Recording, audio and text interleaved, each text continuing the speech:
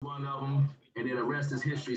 Inviters to this meeting, and we had no idea who all was coming and no idea what the final count was until we got to the door of the palace. Yes, appreciate that. And so my next questions are to our brothers, Brother Melvin, in this order, Brother Melvin, Brother Grandmaster Carlos, and Grand Senior Johnson. What were your thoughts when you all found out that you all were being invited to the meeting? We'll start with Brother Melvin, then Grandmaster Carlos, and then Brother Grand Senior Johnson. My thoughts, I was flattered, one. And, flattery is mainly an understatement, but sometimes you get what's called a once-in-a-lifetime event.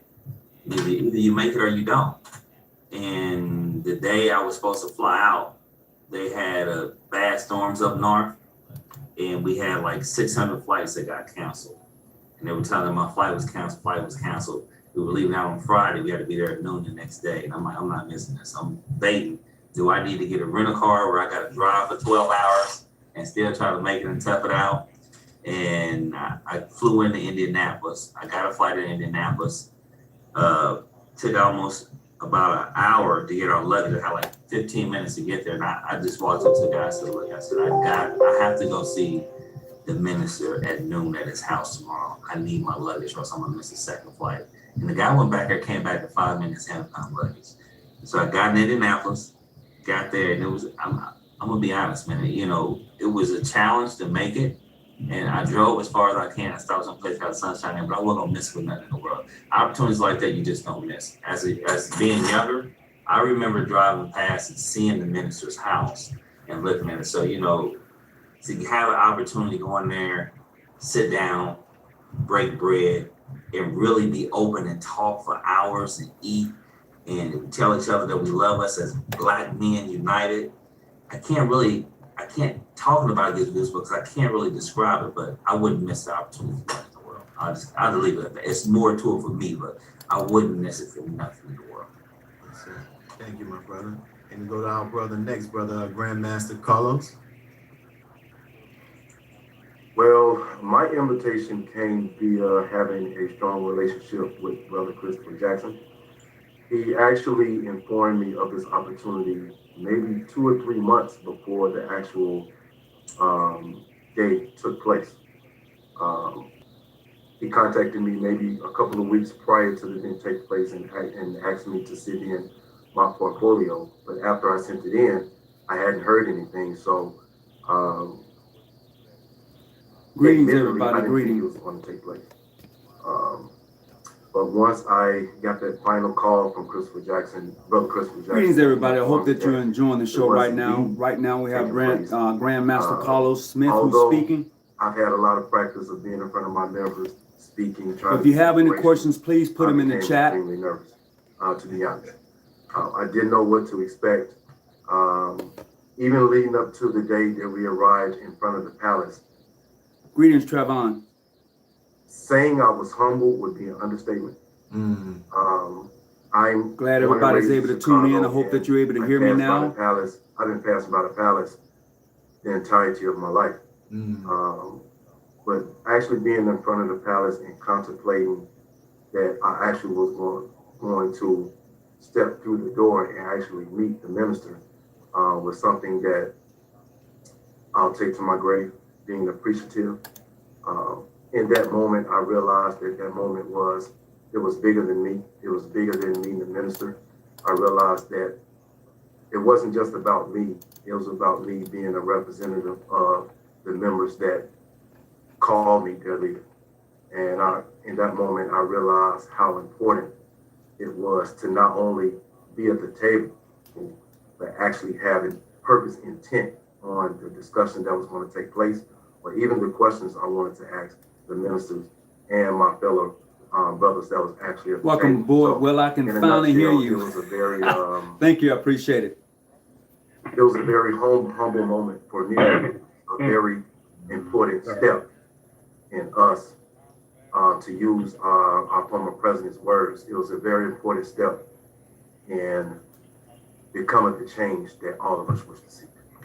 Thank you, my brother. And now we're going to go to our brother Grand Senior Johnson. Hey, what's up, brother Son Johnson? Brother, can you hear me? Yeah, go ahead. We can hear you. Brother, it was a great experience, and mine was the last moment. Grandmaster Rashad Muhammad called me and asked me could I accompany him Appreciate on a journey to Chicago to see the minister. It was a shock.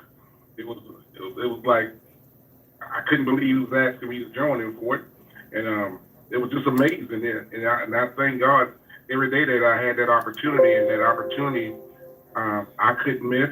And to see the brothers there and to meet the brothers that on this call was amazing in itself also. And I don't want to take anything away from that. To meet these brothers, you brothers are amazing. And I heard some of the conversation you have. It's amazing Masonic conversation brothers can have when they come together in unity. Even though they're from various jurisdictions, it's amazing how we really are unified without knowing we're unified. Right. Thank you. Thank you. Yes, sir. Thank you, my brother. And we have one of the other brothers who was actually there as well. He's traveling from out of town, so he's listening. Our brother Arthur Muhammad. Okay. And we were recently joined by our brother Amzi Muhammad, who will be free to talk in a few minutes. But we also have on the call with us is our National General Counsel, Brother Abdul Arif Muhammad, who was also present. And our brother was actually present. You know, I guess you were there, brother Abdul Arif, before everybody arrived. What could you tell us about just the Honorable Minister Louis Farrakhan's spirit and about the whole meeting in itself, knowing that he was about to meet these brothers and be honored by these brothers from the different jurisdictions? Thank you, Brother Stu. Greetings, Brother Jason. How you doing? Yes, sir.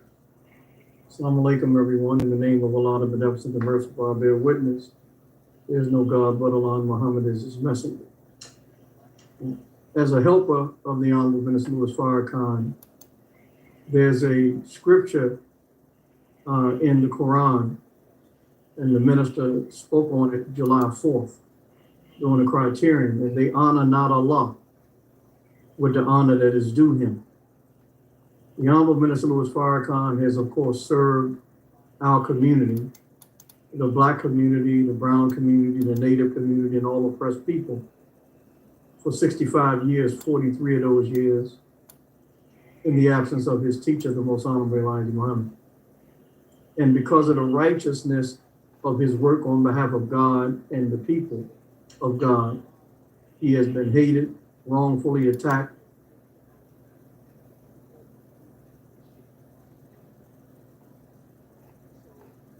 Oh, where my sound go?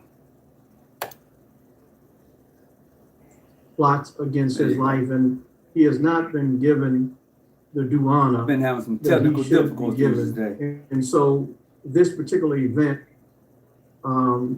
with the Brother Masons coming together.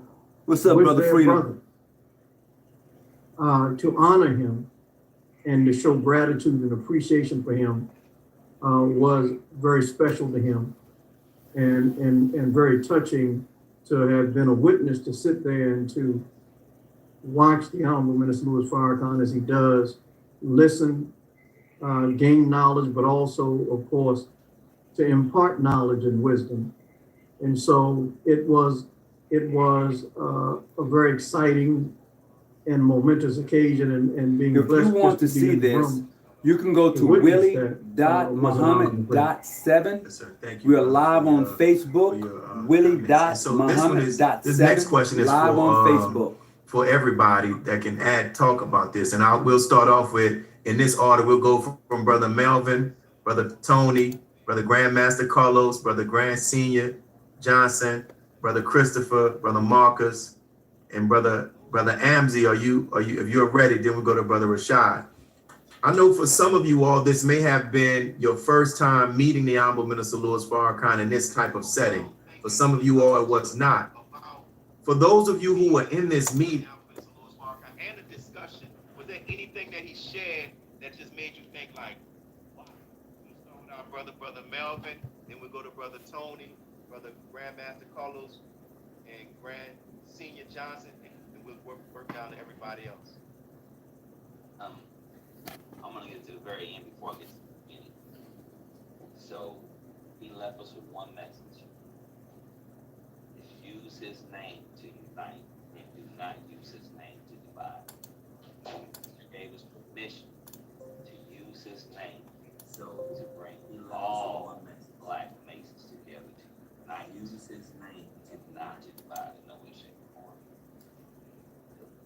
one of the most important messages to me, that is like, it's almost like when you play a tape cassette, like back over and over and over again. That is the main thing that I know that we had. The other thing I noticed as we got there, we all came at the same time. It was almost like everybody came from different areas at the same time. Like everybody showed up at the exact same. I'm not talking about like 3, 4, 5, 10 minutes, just like the almost exact same time. Then you got this long table, and it's 12 of us. And the minister's so humble how he's beating us, he graded us, he told us he loved us. And then after he told us he loved us, he said everybody in certain seats. Like it wasn't like we just these people here. It was like, okay, brothers, I want you here. This is this tell me love them. This is okay, I want you here. So he placed all 12 of us in specific seats. I was just like, I don't even know who we are. He placed us all in specific seats, and then, like you said, it's only supposed to be 8 of us, but yet now 12 of us showed up. So of the 12 of us, he left us with a message. Use my name to unite and not to divide. And the fact that I'm not a Muslim and I sat at the table, you have 12 men who have, to me, who I say we got a mission. And our mission is to unite our brothers by any means necessary, but not to divide. So that's what I keep it short because it's a lot of this. Yo, that was little. You kept it short, but that was beautiful, my brother. We're gonna go to our brother Tony Hawkins, and then we'll be coming to Grandmaster Carlos, and then I'll let you know the next one. Go ahead, brother. Well, I don't know if can you hear me okay? Yeah, we can hear you. Okay, well, for me, just being in his presence, I had the opportunity to be in his presence once before, but this was like no other. I mean, to actually sit. Let me see. I was sitting to his left, and Grandmaster Rashid Muhammad was sitting to his right. So to be right next to him and listen to the message that he had to deliver to all of us was indeed special. I mean, I don't have any words to really go into detail about everybody, what they felt and how they felt, but I will tell you what, to sit and listen to him for 3 hours and not use the restroom or get up and go until your 4th hour, that was an aha moment in my life. And just to be at his table says it all. Wow. Thank you. Thank you. And now we're gonna go to our brother Grandmaster. Well, for myself, there were 2 things that out of the many left. And now we're going to go to our brother Grandmaster. 2 things. Well, for myself, there were 2 things that out of the many lessons and jewels that the minister gave me, 2 things stuck out to me. And I asked them, how is a man of your age continue to speak the message, teach the message, continue in his work, being that he deals with so much scrutiny and so much hate. And I was expecting a very long, drawn out answer, and he just simply said, because I do it with love.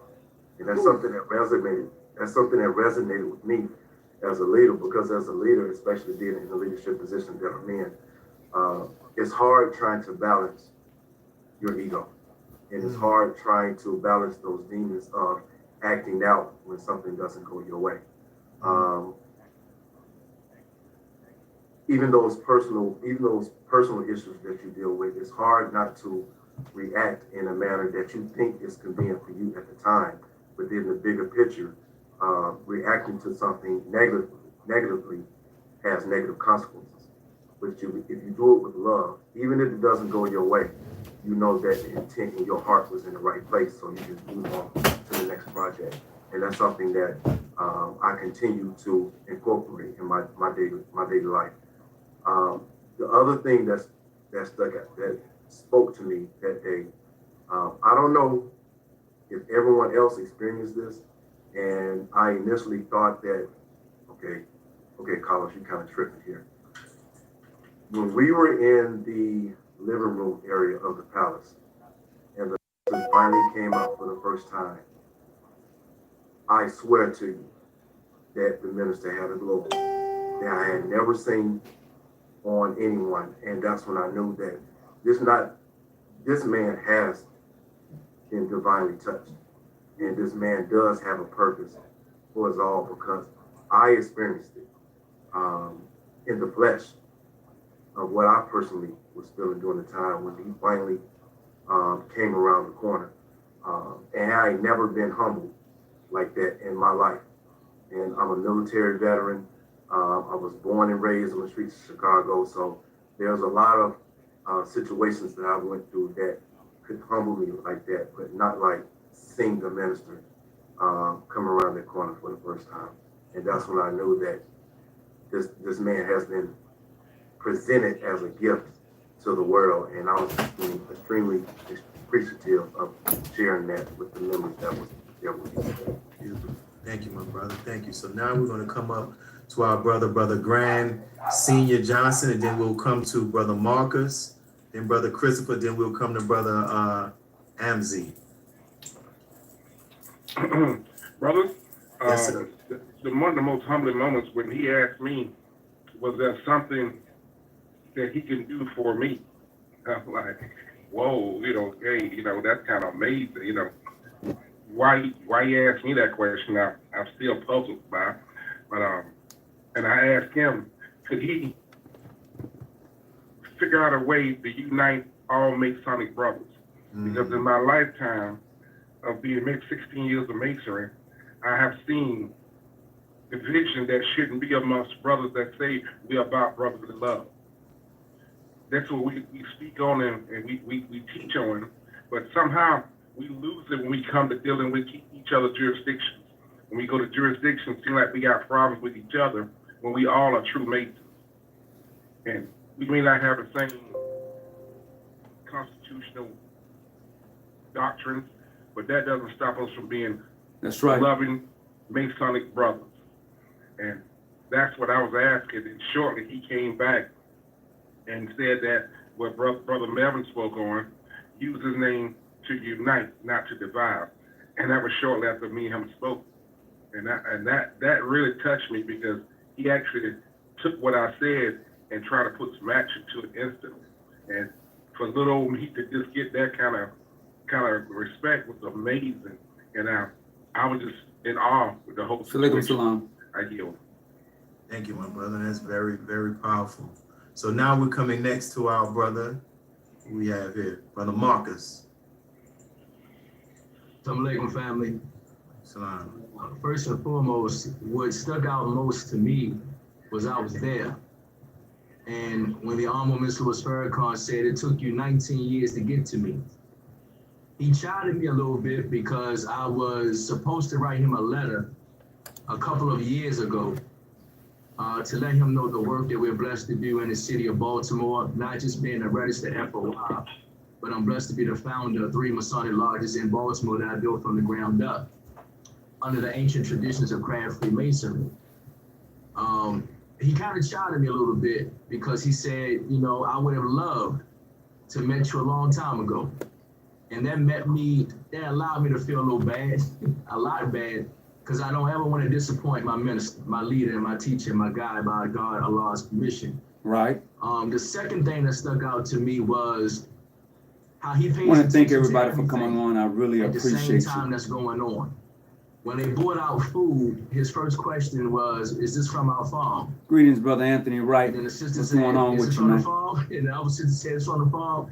And the word got back to the kitchen, and she said no. And then the word trickled back no. And just the look of disappointment on his face. And I said, man, this is a man that's very, very concerned about where the food is coming from. And if we have a farm, why the food is not coming from the farm. He paid very close attention to all of our names, the ranks and the titles. And for some of us, he had us repeat it more than once because he wanted to make sure he was respecting us properly. That for him being the Messiah, according to my understanding and studying, that was just mind-blowing how humble he is to be able to respect us who are striving to do a work in his name and with his help. The next thing I would have to say is up close and personal, being able to hear how he loves his wife in person. That was so mind-blowing. And he told us that our square and compass won't even align for us properly unless we treat the woman properly.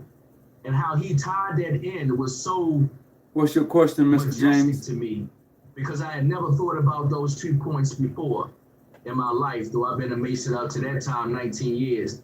But he referred to his wife as his ride or die.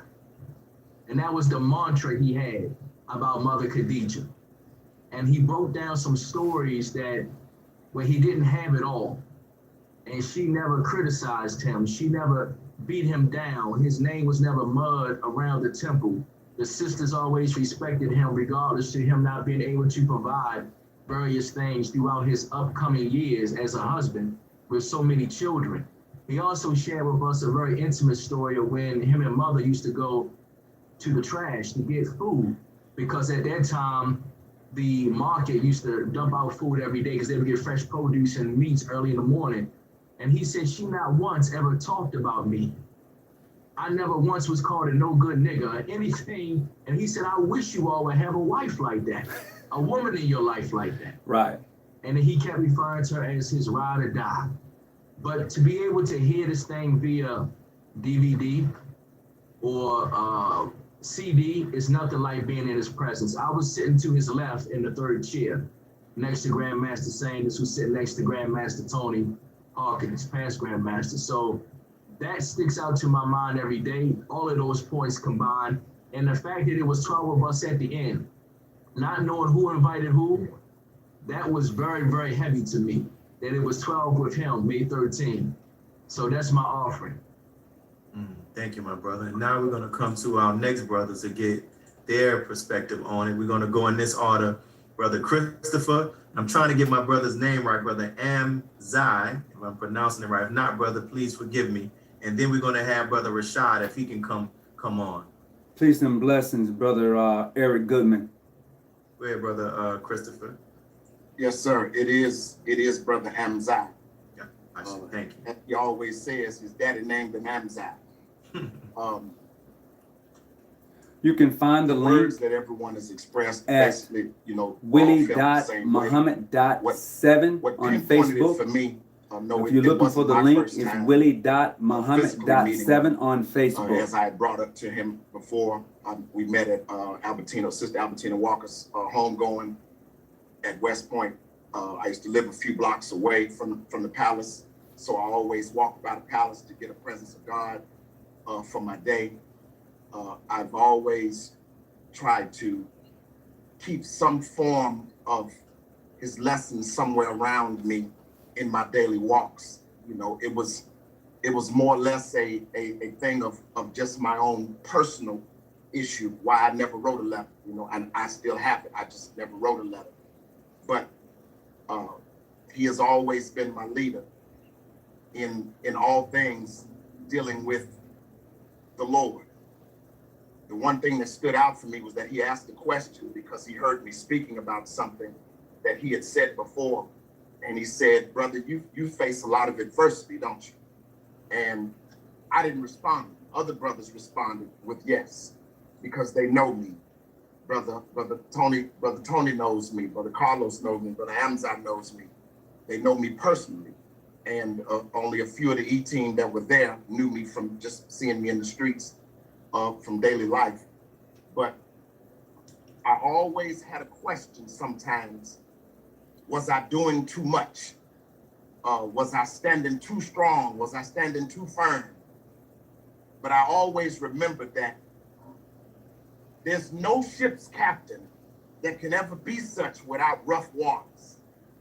And in order for me to be who I am, I have to never compromise any principle of truth for the sake of a friendship. And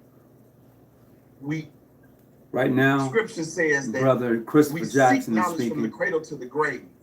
There are many nations, tribes, and tongues that ye may know one another. Knowing one another is to understand one another.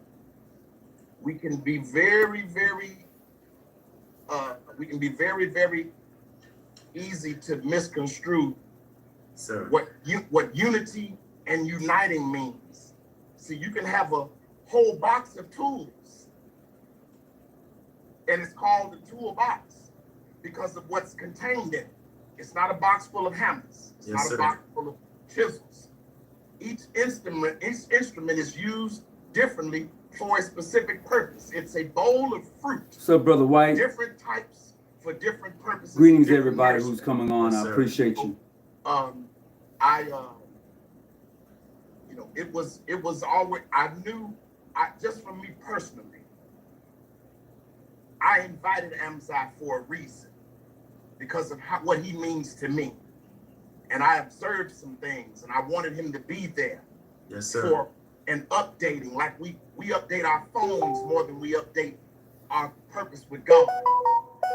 I know what Carlos means to me, and I know what the minister means to him. And I wanted him there. Yes, and sir. seeing the humility on him, because he was nervous, as he said. Seeing that on him shows you what certain people mean. If we all remember, and wrapping this up, if we all remember just watching the movie Malcolm X, the tears that were flowing from Denzel's face in that moment when he met Honorable Elijah Muhammad, it's the presence, it's the anointing of him. Mm-hmm. When he came around the corner, that wasn't ambi on his face. That's the glow from eating right, having God in you. And if you don't have God in you, it's easy to be seen. It's easy to be seen in how you are because you cannot keep up a lie. That's right. So, what I always wanted to have asked, from everyone is that when we speak about that unity and having things done at whatever cost, remember your brothers and the scorn that gets spoken about them. Yes, sir. And how you respond and how you straighten it when they're not there. Speak volumes about how you feel about that individual. So what we're gonna do with that, because that what you're talking about right there, brother Chris, and we're gonna talk about, because several people talked about that unity. We're gonna come back to that, but I really appreciate that, and I really appreciate your passion and even your transparency, brother, to say like, to even, like you say, you've been through some things, and I really appreciate that. And being a brother and inviting the other brothers out. So if our brother, go ahead, brother Amzai. Thank you, my brother. And I don't know, if you can talk right now, come on out. If not, we'll go to Brother Rashad. Yes, sir. Can you all hear me clearly? Yes, sir. All right. First, assalamu alaikum. I want to apologize to all the brothers for my tardiness. My flight was delayed in getting in. Just to backtrack, when I came in on the question that I heard prior to this one, you're asking now. As Brother Christopher said, I was invited to the meeting. He reached out to several grandmasters and past grandmasters here in Chicago that would become members of this delegation. And for me,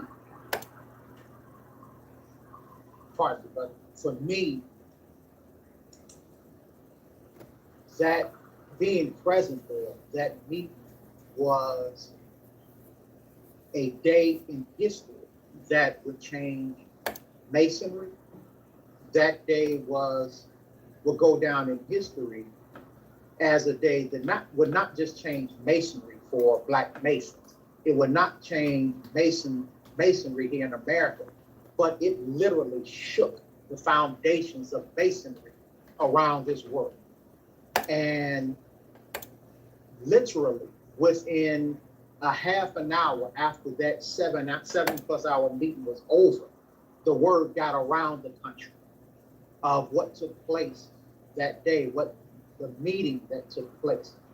And one of the things that stood out to me throughout that entire time is how the Honorable Minister Louis Farrakhan, in his words and guidance for all of us, he literally, and I think everybody on this call can bear witness, he literally spoke words to each of our individual lives. He spoke words that spoke into some of the experiences that we've had throughout our lives. I've been a registered member of the Nation of Islam since April 8, 1991.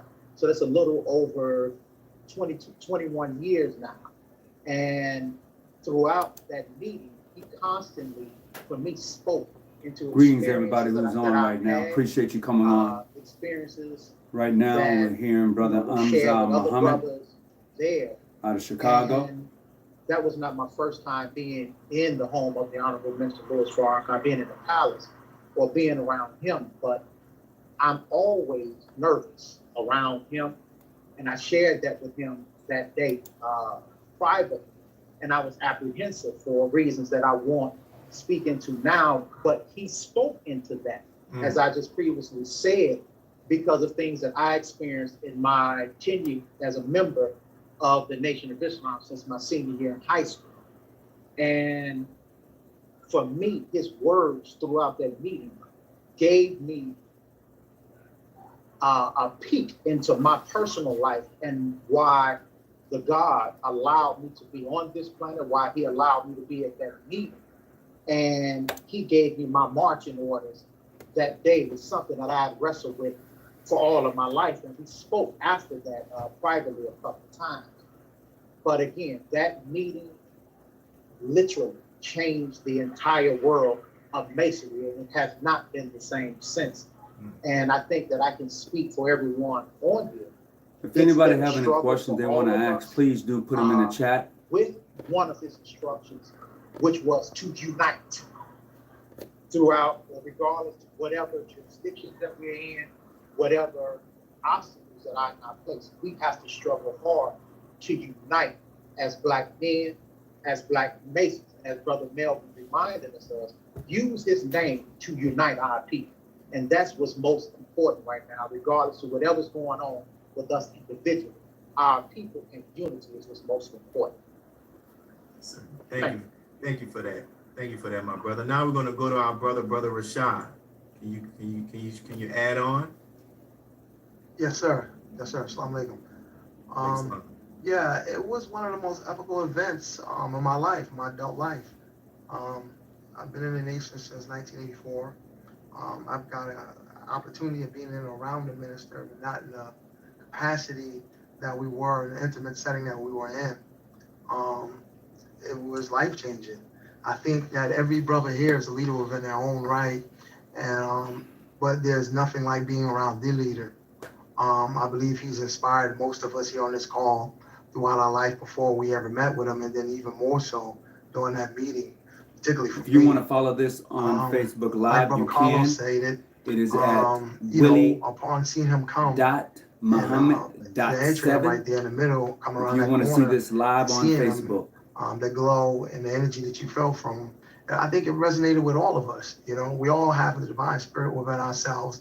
And when you come in contact with that in another individual at that capacity that he has it's magnetic. It changes you.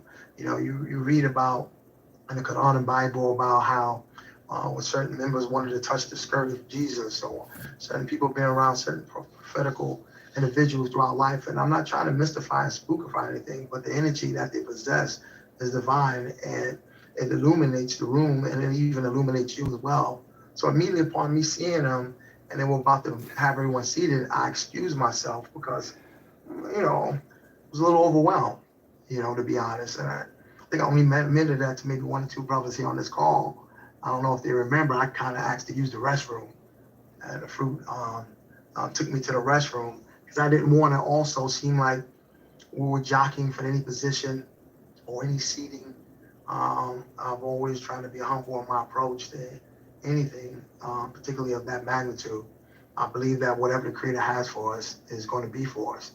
And I just wanted to get myself together and come out. And as long as I was able to sit at the table, which is the table that he used to hold council with the Honorable Elijah Muhammad sitting at the helm. He told many stories of that where Muhammad Ali sits there when all of these Muhammad Muhammad, when all these great people had dinner at that same table.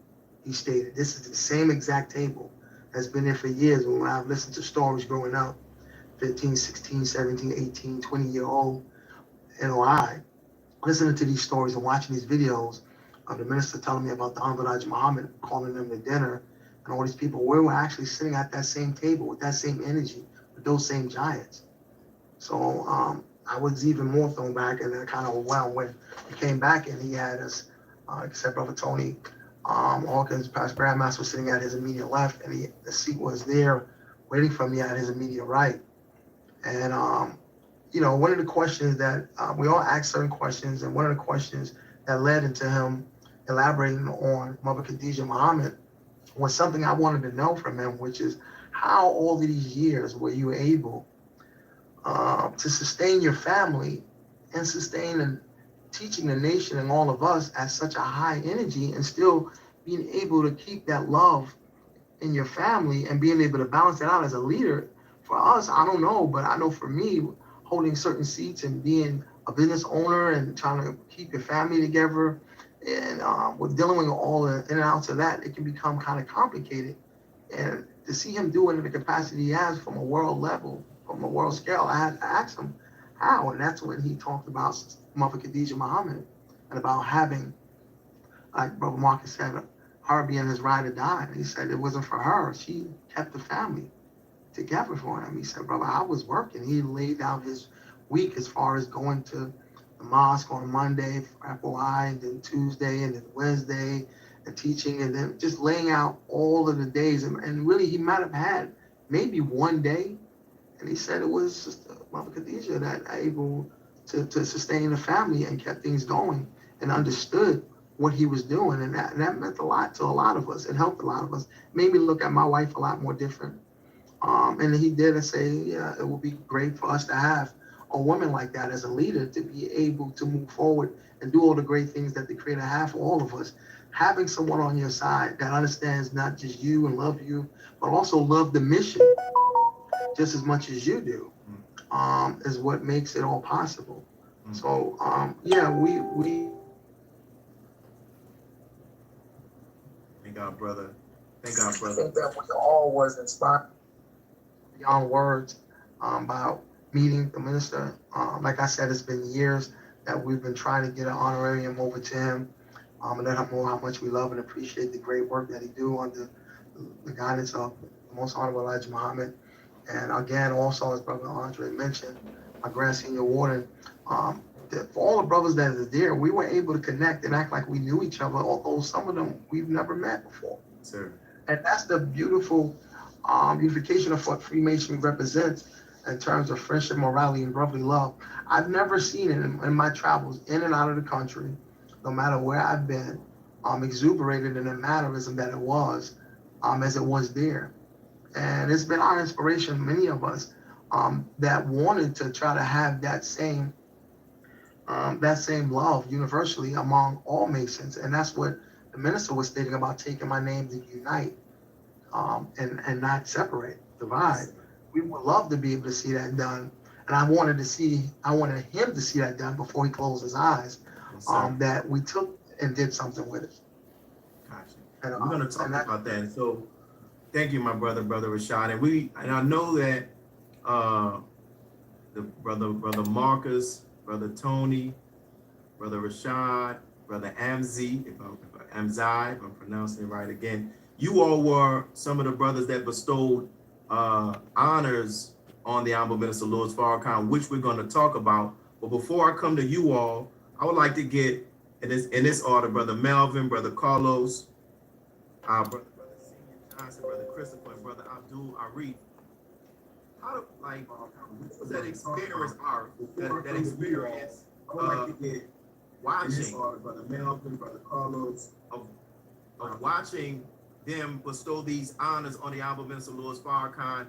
Like, what does that do for you seeing that? And we'll go in this order, Brother Melvin, Brother Carlos, Brother Senior Johnson, Brother Christopher, and Brother Arif. And then we'll come to the brothers who actually bestowed it on him.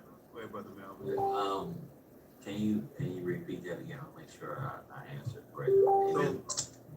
So, what was it like for you to witness the Honorable Minister Louis Farrakhan being bestowed these Masonic honors?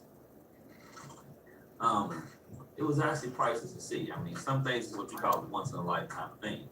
And what a lot of people don't understand is that the master teacher, Brother Farrakhan, he's got 2 cable toes. That's when people are made with you as well. Cable toes so it wasn't just him that was made in Mason. There was 2 others that was made with it. They got the foundational 3. They didn't get the other degrees that the master teacher had got. So when Brother Farrakhan received his foundational 3 in Masonry without receiving the foundational 3 degrees, which is your 1st, 2nd, and 3rd degree, you can't hold any weight of any degrees. So the fact that I was able to be there, not only didn't hear it from mouth to ear from somebody, I was a witness. I can tell it to my kids. I got an experience that really can't be explained, but to be there was angelic, and I was actually shocked about how much about Masonry that he knew. Wow. And before he got his foundational 3 degrees of something he said that really, really touched me. He said, "Who do you answer to?" He asked us that a couple of times. He said, "Who do you answer to?" He wanted to make sure that there was no organization that was out of Europe that we answered to. He wanted to make sure that each organization stood on its own right. And so being able to witness that he was humbled by some brothers that was humbled just to be in his presence. He was humbled to be in our presence. I don't understand it, but yet I do. So I'll just get to the point. To witness that is an experience that really can't be described. You could be there and see it, but without really experiencing it, some guys, you'll have doubt from hate, or some guys say, "Why not? Why me?" But when you see that, you see this man bestow awards on him from a Masonic standpoint, no one can say that Brother Farrakhan, the master teacher, Minister Farrakhan, did not put the life work in to earn the degrees that was bestowed upon him. He had the body of work. Yes, sir. Thank you for those words. And we're going to go to our brother Grandmaster Carlos. So what was it like, Brother Carlos, to actually see the Honorable Minister Louis Farrakhan being honored in that way? For me to actually see him get bestowed those honors, it sort of was an opportunity for me to self-reflect. And I would just, and just like Brother Little said, it's like I can't think of any words to actually explain what was going through my mind at the time and what was going through my heart. I was just very appreciative of being in the moment. To know that he was going through the same ceremony that I went through was, words can't explain that. The biggest thing for me that spoke out, the biggest thing that spoke out to me was to see just how appreciative the minister was. And I can't say that enough. I mean, there was a moment where I actually saw tears in the minister's eyes of being around us and being bestowed with these honors. And he even shared a story of how he wasn't bestowed honors from another organization, and I won't go into detail about that. He even shared those stories. So for him being in that moment and to see the humility on this man was, something that I don't know. And I apologize for struggling for words. No, you're not struggling, my brother. Being on this phone call, it puts me back at the table a year ago, and to reflect on hearing the words being spoken from our brothers, hearing the lessons being spoken from the minister, seeing my brothers, seeing just how they were in that moment is, it's just something that I'll be extremely appreciative of for the rest of my life. Yes, sir. Thank you for your words, my brother. And we're going to go now to our brother Ian Stevenson, as I refer to him as. What was it like, my brother, to see and witness the Honorable Minister Louis Farrakhan be bestowed the honors from your Masonic brothers? Brother, it was a humbling moment. It was a blessed moment because the minister was truly humble to be in our presence just as much, or probably more than we were humbled to be in his. And to show the humility of that man of that stature, to do that is it really amazing for somebody to bring themselves down like that. That's just amazing. And when we saw the awards given to him was one thing, but the most important part to me was when he was in the room and he got the passwords, the grips, and things of that nature, the ceremony. He was really humble to receive those, and he ensured that he understood everything that was being done. And that you just don't see with our own sometimes it's coming across.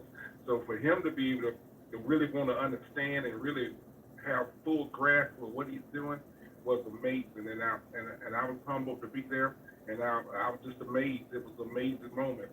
And I have to yield on that because, like the brother said prior to me, it takes you back to that moment, and it's a touching moment. I yield, brother. Yes, sir. Thank you, my brother. And now we're going to go to our brother Christopher, and then after brother Christopher, we'll have brother Arif, and then we'll come to the brothers that actually bestowed the honors on the Honorable Minister Louis Farrakhan, and we'll talk about that. Go ahead, brother Christopher.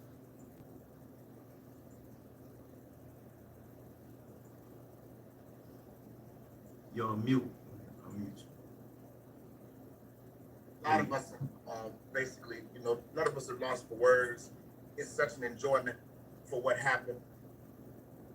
What I think so many people, whether some of us or even out in society, really don't get is that the minister is such a humble, basic guy in how he likes things done.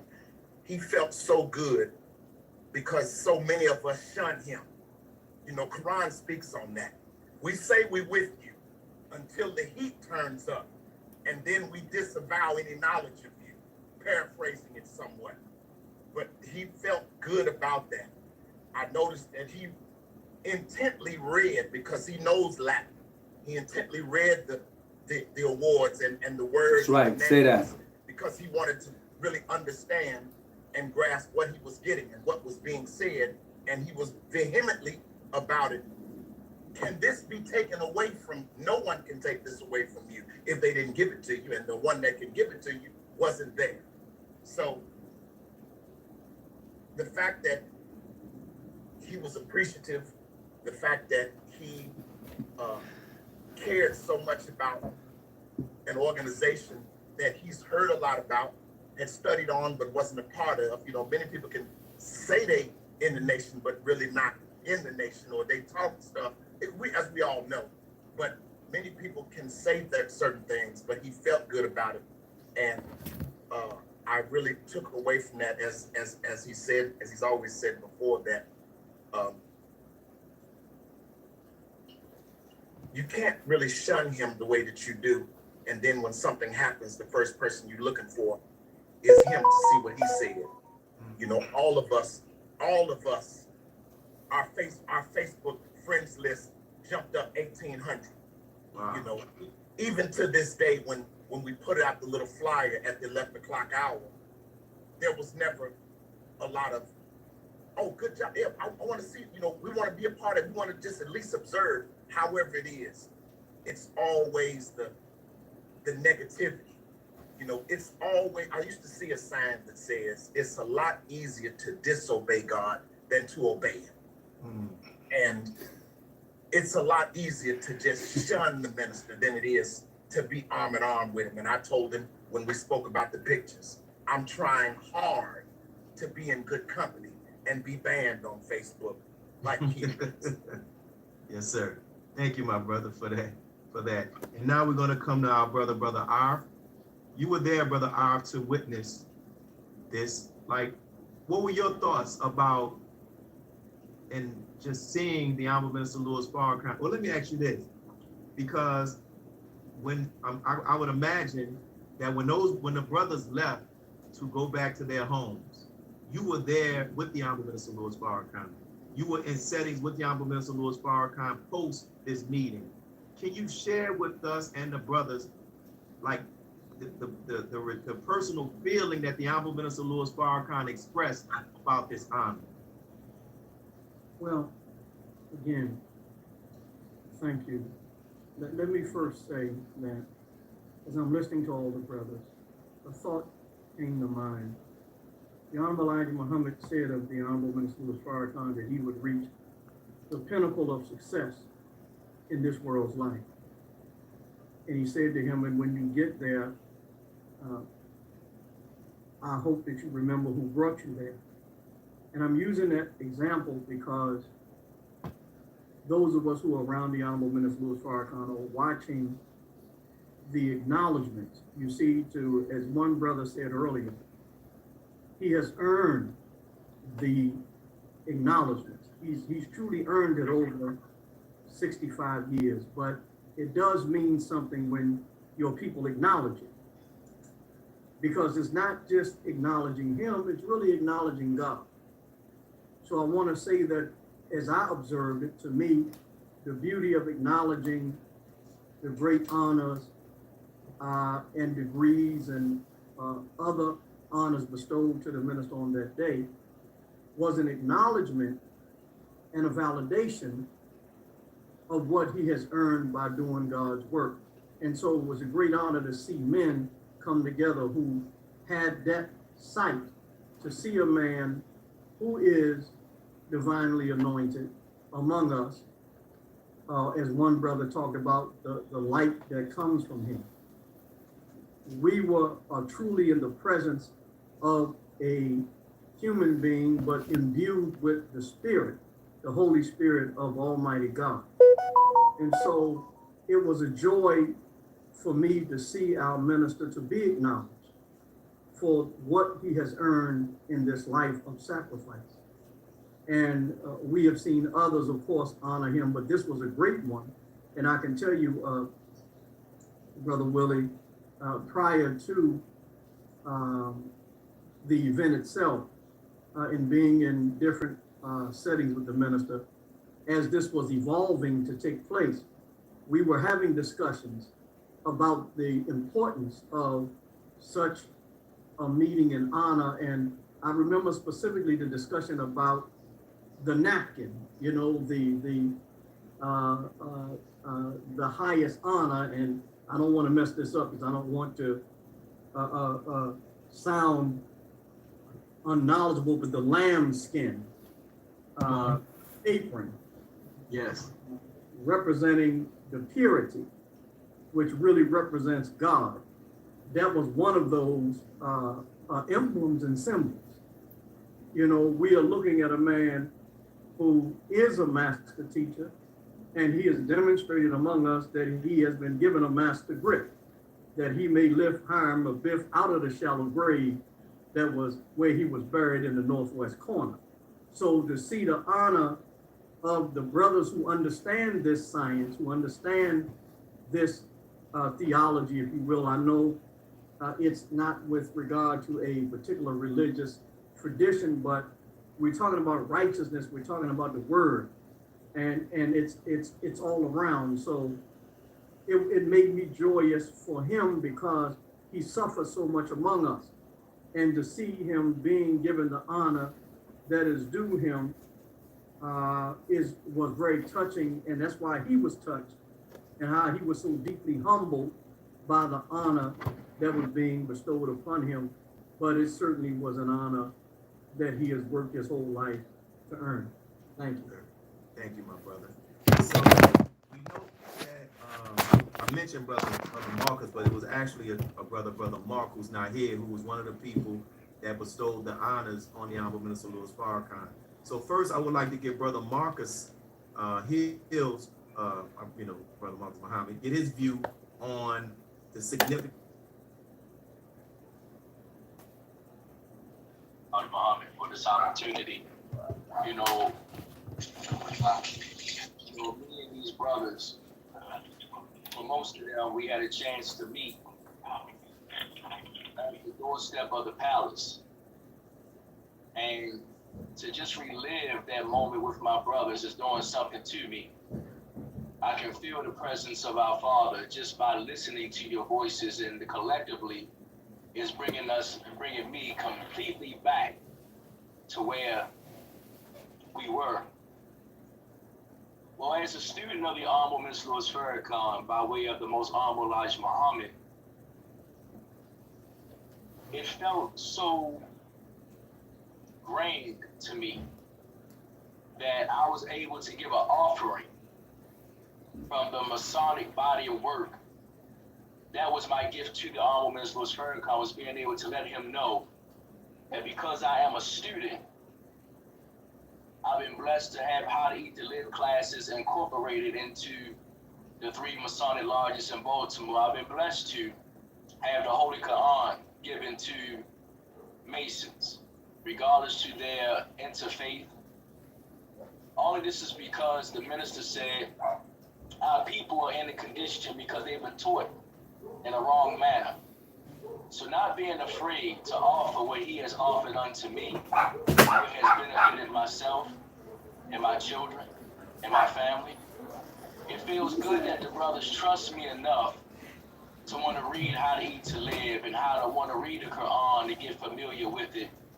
When I was in a room privately with the Honorable Minister Louis Farrakhan, I mentioned to him that Shriners is like a college.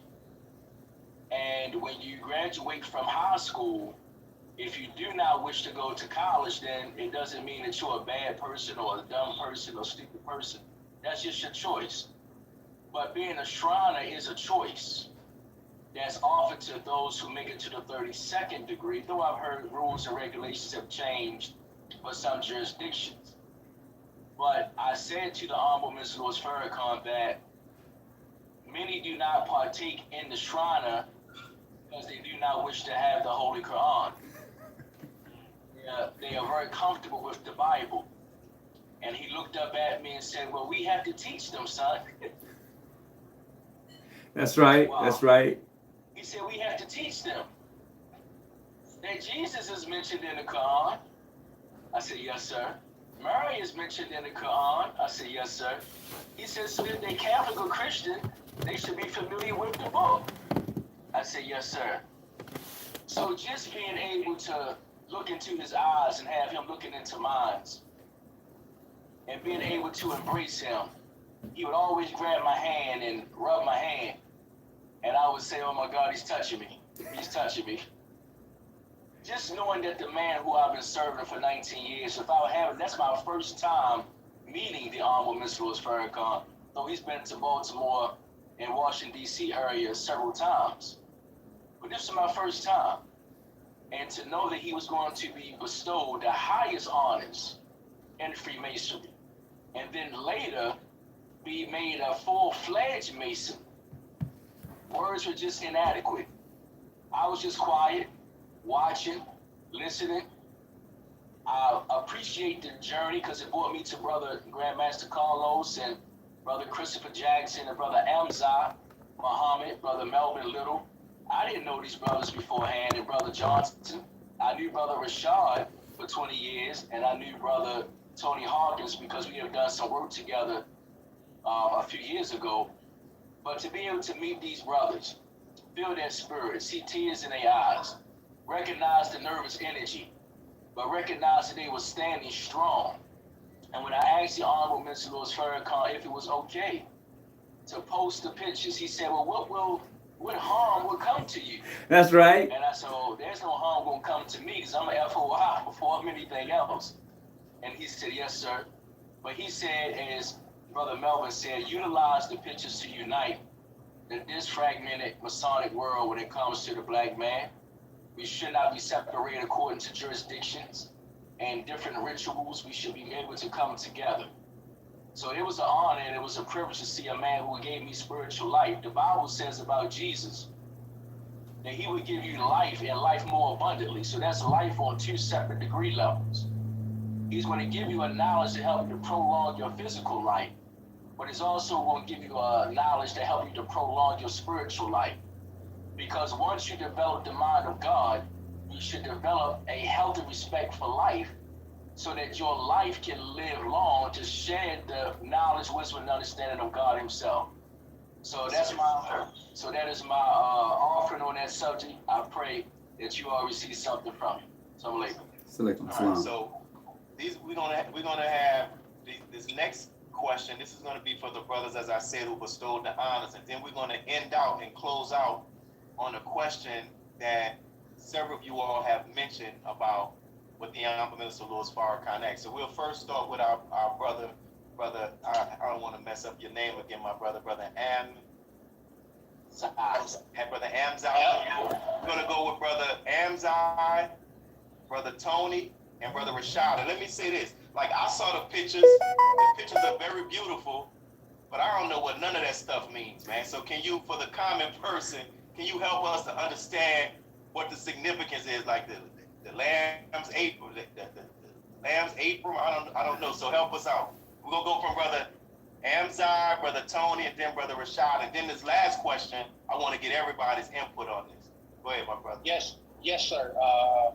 Again, I was not there on my own behalf. I represented one of the Masonic jurisdictions that was present. Brother Christopher Jackson was a member of the jurisdiction that we presented the Minister of Degrees, and as well as Grandmaster Carlos Smith.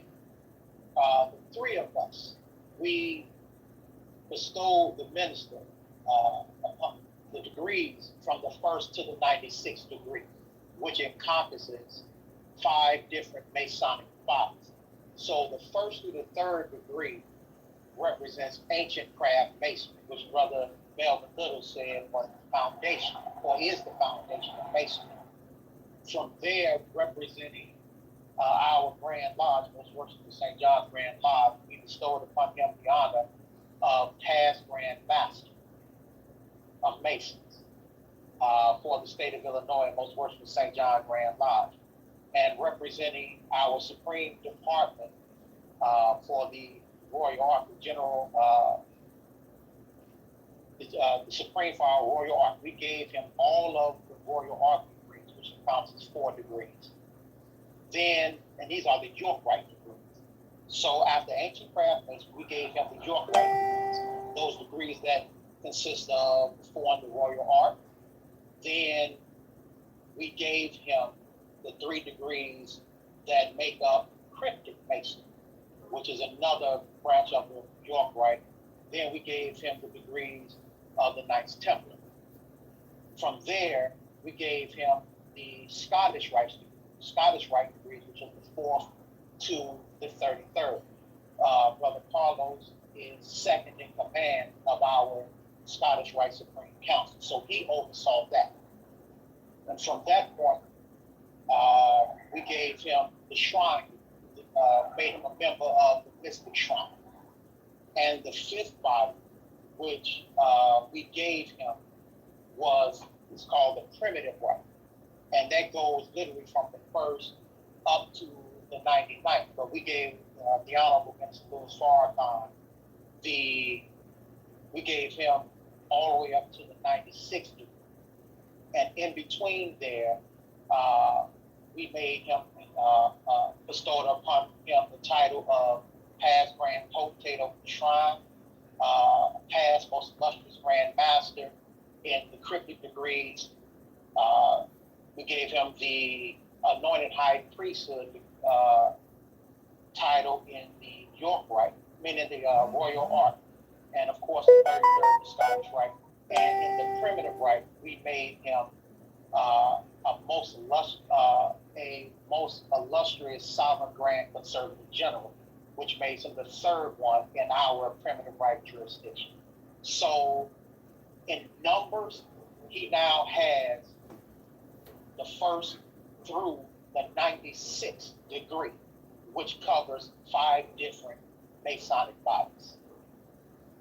Wow. And we all, and myself, Brother Christopher Jackson, and Brother Carlos Smith, we were authorized by our Grand Lodges and each of our Supreme Departments to bestow those honors upon the Honorable Minister Louis Farrakhan. And again, doing that shook the foundations of masonry around the world.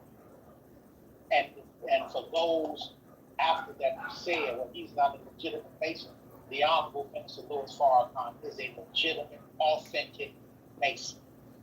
And everybody on this call will stand on that and defend that. They cried, oh, that was Photoshop. pictures aren't real. We were there. We did it.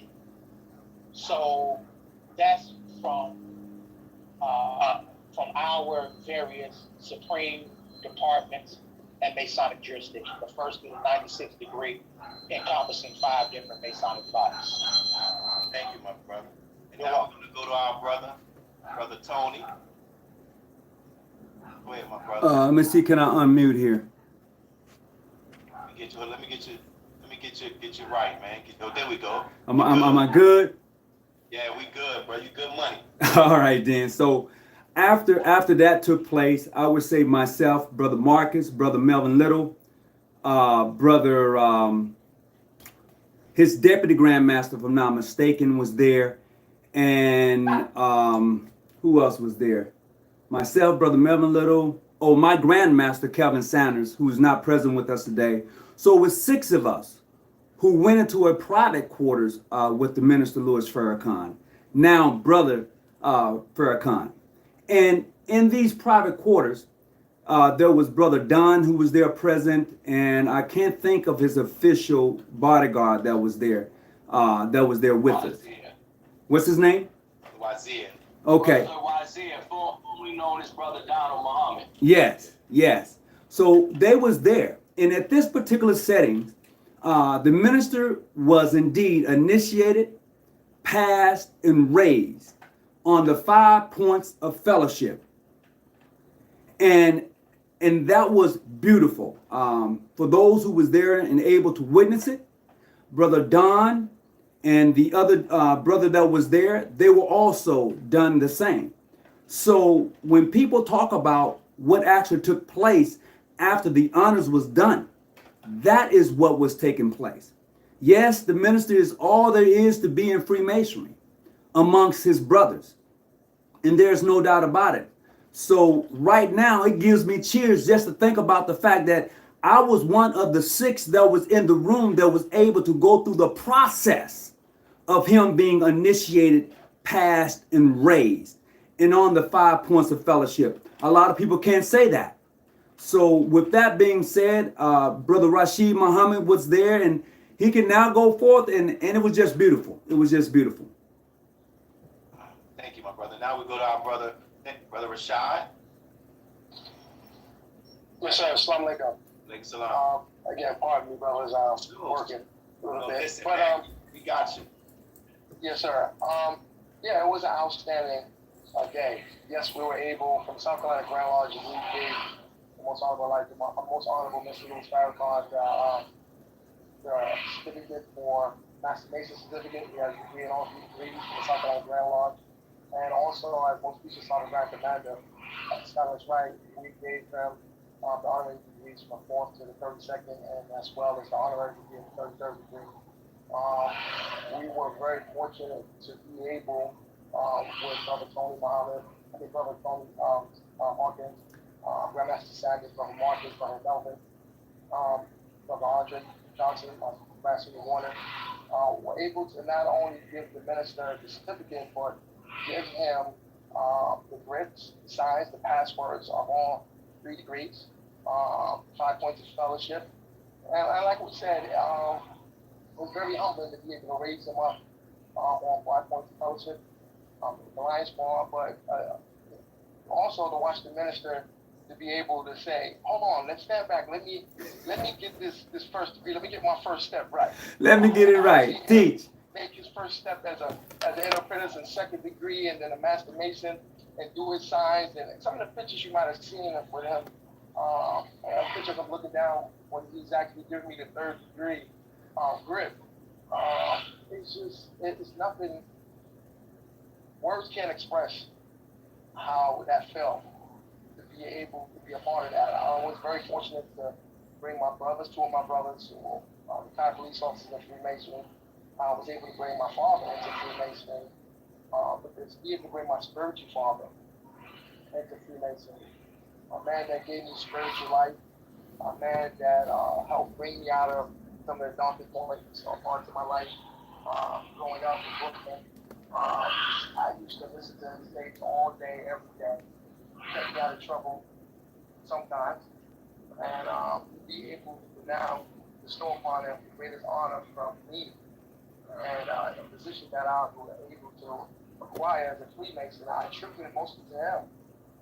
Being able to rise up in the ranks of Freemasonry, I always say, no matter where I'm at over the world, I give credit to him because it's through his teaching that made it easy for me to understand Freemasonry, to be able to apply the teachings of Freemasonry, and it's only right to be able to bestow upon my leader the honors of making him a Freemason. That's one of the honors that we have as Grandmasters and most future Sergeant Grand Commanders.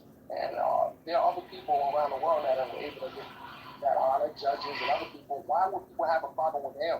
That's right. Getting that honor. There's so many people that we've given it to who've done way less.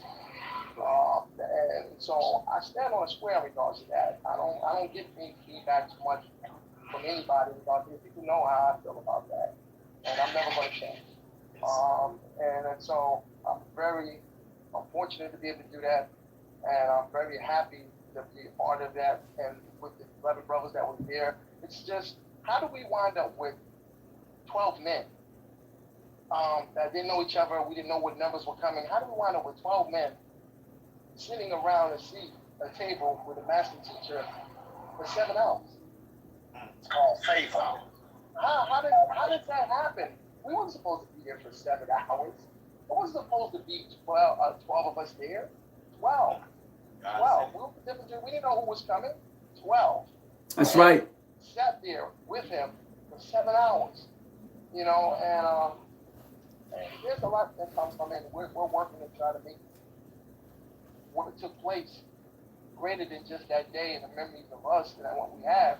We're hoping that brothers will understand the importance and the significance of what took place and step aside from each other's egos and who we are in the jurisdiction, no matter how large our jurisdiction is, and how far traffic we are, to understand the importance and the universality of uniting as one. That's something that we have to be able to do. Freemasonry is not a fraternal organization, it's a spiritual one.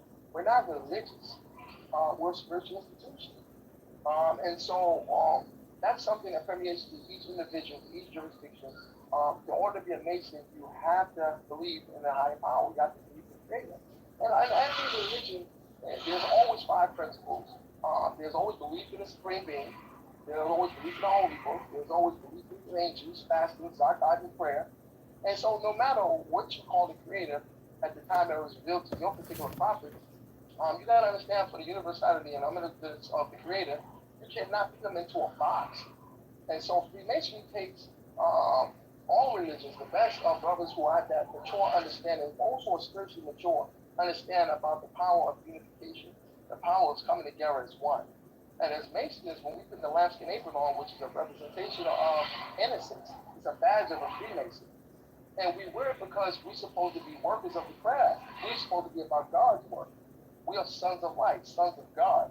And when we accept our birthright and take our oath and obligation to do the work on this plane of existence, then how can we be limited to just this group of people or that group of people, or, you know, how do we not expound upon just our jurisdiction and not connect? How much more powerful will we become, or we could be if we unite as one in order to do that great work? There's no way that one jurisdiction can do it.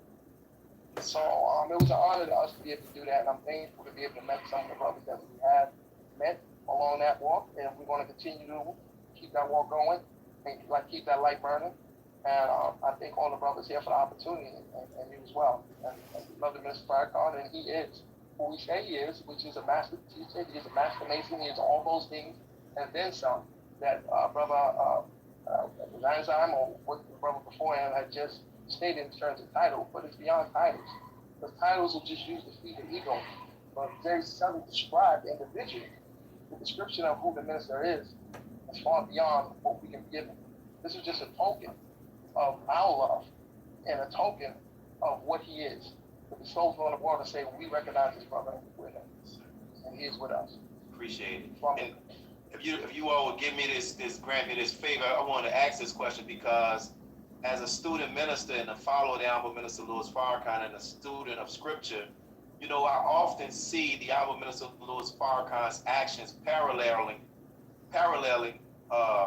the walks and the actions of men as Aaron and Moses and Prophet Muhammad and even Jesus. You know, when I think about it, when I first heard the Honorable Minister Louis Farrakhan, I was blind, but now I see. You know, and one That's time right. I can stand up and ready to speak before anybody, but at one time I was afraid to speak because I was mute. I didn't have anything to say, but he gave me something to say. So when I read the scripture, this man has helped me to come from being mute and open up my ears. So when you all talk about, I've heard it referred to as the apron, the lamb skin, and also how his work has earned. Can you all talk more about, and this is open to a few brothers, and then we're going to get to the last question, just the significance, more about the significance of him getting the lamb skin and that meaning. Just raise your hand and I'll point out whoever wants to do it. Go with Brother Christopher, anybody else? Get Brother Melvin. Yeah, I see you smiling, Brother Melvin. Get you anybody else? We'll get Brother Christopher, Brother Melvin, Brother Marcus, and then we'll come to this last question, which is a very significant question. Go ahead, Brother Christopher. Assalamualaikum again. Thanks a lot. The minister had asked me before we left to get him detailed information about the lambskin apron and its book. So I told him, if you'll get it, I'll bring it back. You know, he said, "Oh, I get my mail." He said, "I get all my mail." And Brother Rasul told me to get it to him, so I emailed it. But in the periodicals of what we learned, the lambskin is an emblem of innocence, but it's a badge of a Mason. The badge is like what we do when we stand up in a suit. We button our suit jacket because that's our armor. The badge of a Mason is what we use to keep ourselves clean when we're working in the quarries. That's the operative words of it. But it's more honorable than the star or garter. It's more ancient than the Roman eagle, the golden fleece or the Roman eagle. So these types of things have time immemorial bestowed upon them. Everyone knows what that simple white lambskin apron means, just like everyone knows what you're doing when you have on all white when you go to make Hajj. That's all I got. Yes, sir. Thank you, my brother. Where you go, bro? Thank you for sharing it. Then we're going to come to our brother. Go ahead, Brother Melvin. Brother Chris, that was beautiful. One of the things that we actually teach is that the lambskin, it represents purity. Purity of one, where one is always trying to be to a point where you want to perfect yourself. And when you start your walk out of masonry, you know, you're stripped of everything. But when you first come in, we give you that lambskin because you are still young, you're still pure. And through our walk, we strive to get perfection. So masonry, we call it having like a rough action, it's like a rough rock. And as you grow in masonry, you become a smooth master. Once you become a smooth master, that means that you're gaining knowledge, which is light. And in the process of doing that, you can see why one becomes so pure. Like I noticed in Farrakhan's last speech, he had that white on. Line 4. That's the purity, see. Some people only got one thing from it, but first off, when the man stood up, I noticed his pureness. So, but what we teach is that the lambskin represents the purity of one. So that's what we teach. So every Masonic organization is different, but we're all the same. But all of our principles are built on love, faith, hope, and charity. That's all I got. Thank you, my brother. Then we're going to come to Brother Marcus, and then I want to get to this last question that we want to ask. Go ahead, Brother Marcus. And it's hard coming on these two brothers, my Lord. Come on, Brother Marcus. But as my brothers, it means different things to different jurisdictions, all of those included. But when you deal with the apron, you have to deal with the location of the apron that it covers. And when you look at the apron is worn at the navel, because as the Honorable Minister Farrakhan teaches us, that's where all of our trouble begins, at the appetite. The appetite for lust, the appetite for food, the appetite for things that which we're not supposed to have, that we have to build up our will strong enough to be able to hold on to the rope of God. By His grace, it'll never ever fall away from us. So when you look at the apron reflects. The victory over your lower self. And when you utilize the lamb skin, it means that you utilize the teachings of Christ. You dipped your evil, your transgression, you dipped your rough ashlar in his blood, and it came out white as snow. But it is to symbolize, in some jurisdictions, the aprons change colors the higher you go. And the colors represents that it's a celebration of your mastery over your lower self. And as the Honorable Minister Farrakhan has shared with us in the public, as well as behind closed doors, that when he was coming up, many actresses and singers wanted to minister. And he would share with us how he would turn them down. And many of them thought he was queer. But he was very upright to his wife. He's honest with his wife, and he loves his wife. And that could not be tempted. One thing the Honorable Mr. Farrakhan teaches us is that the last fire we have to control is the fire of temptation. He is well deserving of not just the white lambskin apron, but all the aprons included. Because it's a victory that we have a man from God who represents God, not just with his mouth, but in his practice daily. No one can say Farrakhan hit on me.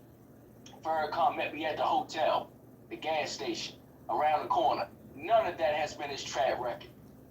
So he is a man who is of God because he shows us the actions and ways of God. And what we're missing in our community is a good example. So in that wise, the apron represents all of what my brother said, but inclusively, we have to deal with the nature and how he's able to subdue his passion to reflect God. Assalamu alaikum. Alaikum salam.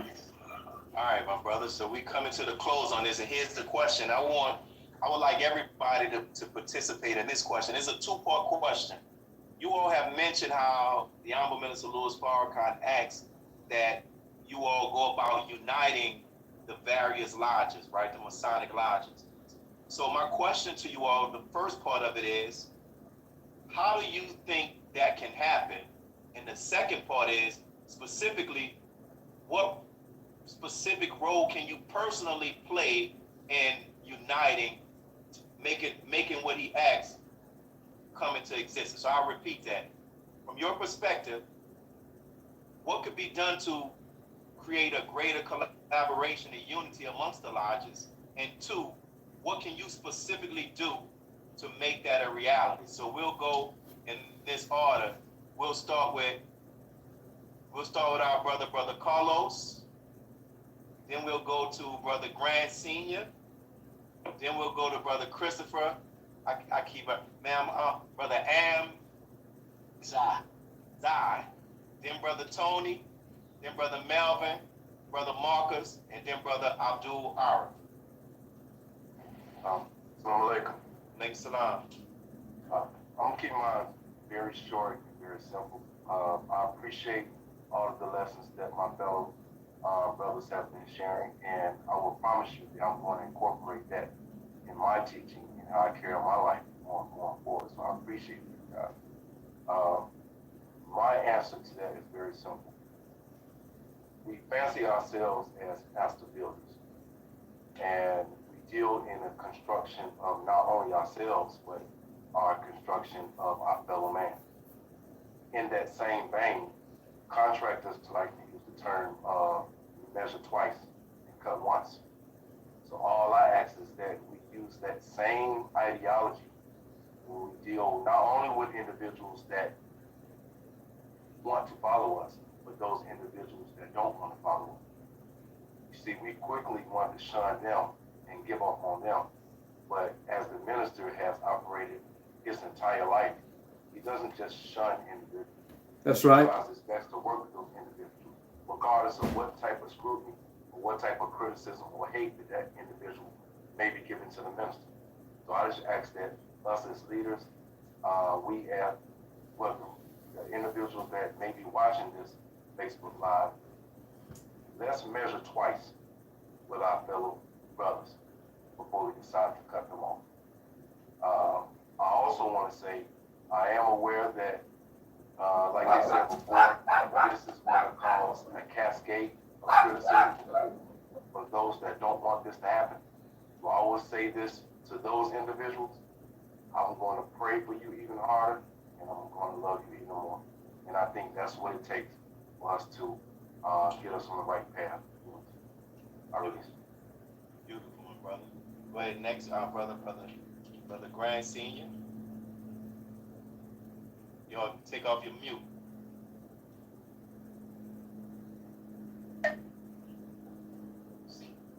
Still on mute, my brother. There you go. There we go.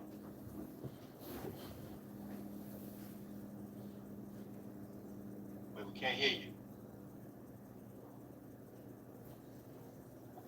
Can you hear me, brother? Gotcha. Okay. My apologies. Now we can hear you. When they come together as one, it takes real work. And the work has to start at the top by saying in the Mason community, the head kind of dictates how the bodies flow through a jurisdiction. And I'm speaking grandmasters and past grandmasters and deputy grandmasters.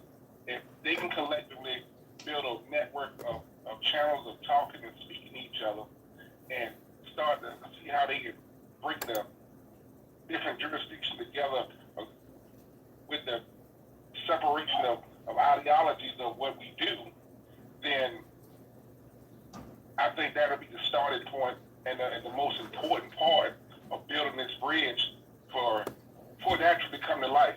Anything else, in my opinion, and it's a very humble opinion, I don't see it happening unless that happens. Those men have to humble themselves and be able to work within each other. Like my man said, it's like the UN coming together. And you have to respect each other's jurisdiction, but at the same time, have a common ground and make all efforts to get to that common ground of unity and brotherly love. And once that happens, it'll slowly trickle down to the worshipful masters, and then it'll be a more powerful moment. And that's a time take. It's gonna be a time-taking thing. It's gonna take probably several years for it to be a real force. But it's gonna take a lot of dialogue amongst the grandmasters and past grandmasters and deputies across all jurisdictions. And I think that's the starting point. I think that should be the most point that's focused on. If we really want this to happen, that's where it starts. I yield. Yes, sir. All right, go ahead, my brother. Next. Would that be me? Yes, sir. Well, this is the part of the show that I've been waiting on.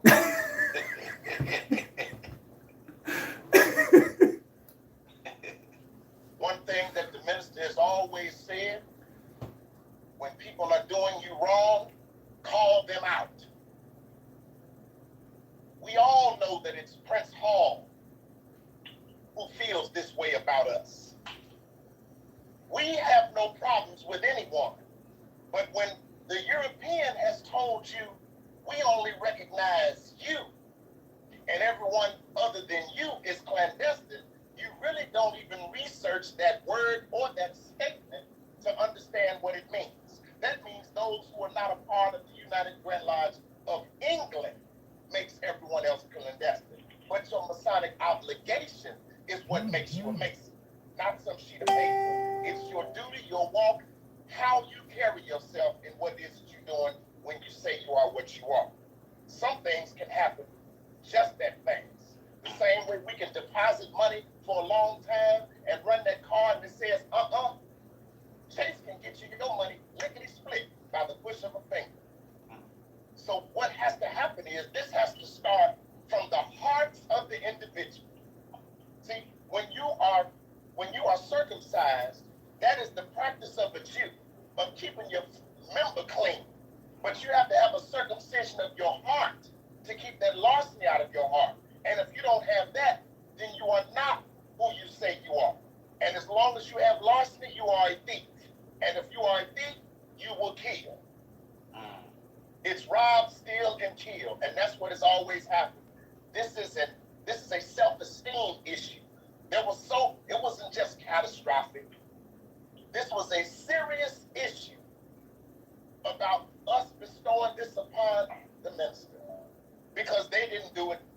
didn't know how to do it because they wanted him to be a part of what the other people wanted him to be a part of. And this is about us. I'm a man, freeborn, of good report, well recommended, and I stand the same way that I came. Upright, independent, and fearless. Yes, sir. Thank you, my brother. Go ahead, next. Who's next up? And these are, I can imagine, I'm not from within the lodge, but these are the tough talks that have to take place if we want to unify, right? That's right. That's true. We can't shy away from it. These are the talks. And in the city of New Orleans, I'll just add this. The Honorable Minister Louis Farrakhan asked us to deal with conflict resolution. And in our working to get these brothers to put these guns down, the first thing that has to be done, one of the first things, is getting people to the table. Because a lot of times in divisions and conflicts, there's no real communication that's going on. We're talking about or at one another, but not to one another. So I didn't ask the question to bring about any division or anything, but this is something that the Honorable Minister Louis Farrakhan asked. So we got to see about how it can happen, right? So go ahead, my brother. Who do we have next?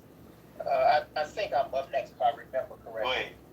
So you know, two questions. How can we as various grand lodges and jurisdictions unite? And what part do we have to play individually? Yes, sir. At that table, the Honorable Minister Louis Farrakhan told all of us to stand on truth. Those are not his exact words, but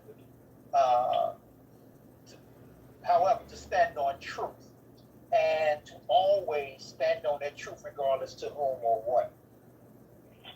In order for the various grand lodges and jurisdictions to unite, which is already taking place, it's been going on for several years here in Illinois, in the various states around the country. The various Supreme departments in different jurisdictions have been working on this. The common element or cancer in all of that is the ego. Because all of our obligations are the same, our passwords are the same, our grips are the same. And if we use the example of the Honorable Minister Louis Farrakhan, who is a perfect example of what a Mason should be, we would be able to fight through all of those little idiosyncrasies that we have. We'll be able to humble our ego and see that the collective is more important than us individually. So you have grand lodges here in Illinois, you have grand lodges in North Carolina, you have grand lodges in California, you have grand lodges in New York, and in the various cities already working together. Is there still a ways to go? Yes. You have various supreme bodies for the Royal Ark, the Cryptic degrees, the Knights Templar, the Scottish Rite degree, trying to work together. But again, that challenge is one, the ego, and the other challenge is that little Willie Lynch that's sitting in the back of our heads that being born and raised in America has put in all of us. So we have to overcome that. And our only way to overcome that is to humble the egos and bow down to truth and the collective good. Now, what can I do to make that happen personally? Brother Christopher can attest to this. Brother Christopher Jackson, Brother Carlos Smith can attest to this. I have on numerous occasions worked on behalf of our various departments in creating documents and helping to establish relationships with other jurisdictions. So our Grandmaster here, Most Worshipful Brian Williams, he asked me to create treaties for various Masonic bodies that was overseas and here in the country. And we've established a relationship with those bodies. Our Brother Carlos, our first Venerable Lieutenant Commander, second in command to our Supreme Council of the Scottish Rite, working with him and our most recent Sovereign Grand Commander, Anthony Pugh, to help create documents for America and as well as overseas to help to start working with the various bodies. So, in addition to that, our the head of our primitive right here in the country, he's allowed me to work with him, and that's mostly located in the Western Johns. He's allowed me to work with him and help create documents and treaties to work with other primitive right bodies here in the country, to share in the work, to share in the education. So that's what I can and am doing for to help unite the jurisdiction that Brother Christopher Jackson is in now. While the Grand Master of that jurisdiction reached out to me to help work with him on some projects. So the work is going on. There's still a challenge because we're still trying to work out all of the kinks that we all are able to keep and maintain our sovereignty and respect one another's sovereignty. But it is difficult. It's not an easy task in light of the condition that we are in as Black people in America. But can be done, and it will be done. We just have to be persistent with it, and we have to make sure that we're being deliberate in everything that we're doing, and that whatever work that we're doing to unite the various grand lodges and jurisdictions, that is of pure motives, and there's no ulterior motive or secret agendas there. And even if that is the case, that will come out to the light. So I think if we just, again, in summary, humble our ego and seek the greater good that Black unity represents, then we'll be able to overcome those small little idiosyncrasies that's challenging us now. Thank you, my brother. You're welcome. On to our brother Tony. Greetings. I don't know if can you hear me okay? Yes, sir. All right. First of all, greetings. Could you repeat that question? I know a lot was said, and I was listening attentively to what Brother Amzah had to say. The Honorable Minister Louis Farrakhan, according to what several of you all have said, that he expressed that the pictures and his name and his reputation be used to build a bridge of unity and more collaboration between the various Masonic lodges. So from your perspective, one, how could that be done? And two, what personal role do you see yourself playing in that? Well, first of all, for me, I have to be the example of a Mason. Regardless of jurisdiction, I personally needs to be the example of a Mason. And then secondly, show the respect to other Masons. And if they can't handle that or deal with that, then so more it be. But I have to first be the example. And by being the example, hopefully, prayerfully, that may rub off on them in the process. So keep it sweet. I'm not going to add anything else to it. I do agree with what Brother Christopher Jackson did have to say. I agree with him 100%. But I first have to be the example and then show the respect. And along that path, hopefully we can unite not only as Freemasons, but as Black men. Thank you, brother. Thank you. Appreciate that. Now we're going to go to our brother Melvin. Go ahead, Brother Melvin. Okay. That's a really great question. And one of the things you ask is, how can it happen? Yes, sir. Easiest way for it to happen is for us to kind of bury old hatchet. At some point, you got to look at what problems do we have. And if you look at a problem, if the problem is an old problem, it happened from something from the past, at some point, when do you say enough is enough and move on? It's like, if I keep stealing and I keep getting caught, I'm going to spend some time in jail. So we got to look at, say, how can this happen? It's very easy. Those that are the heads of these organizations need to be voted out. Some of them have to die on however, but when the members make a decision to say that we want to unite with our brothers, because I can tell you right now, there's a lot of Prince Hall brothers that I deal with and that I love greatly as my brother. Matter of fact, here's one right here. That's Prince Hall right there. Brother Daryl Bediako Yohase, Prince Hall, he's here supporting. And one of my Grand Lodge officers is here right now. Now, we going on the thoughts of yesterday.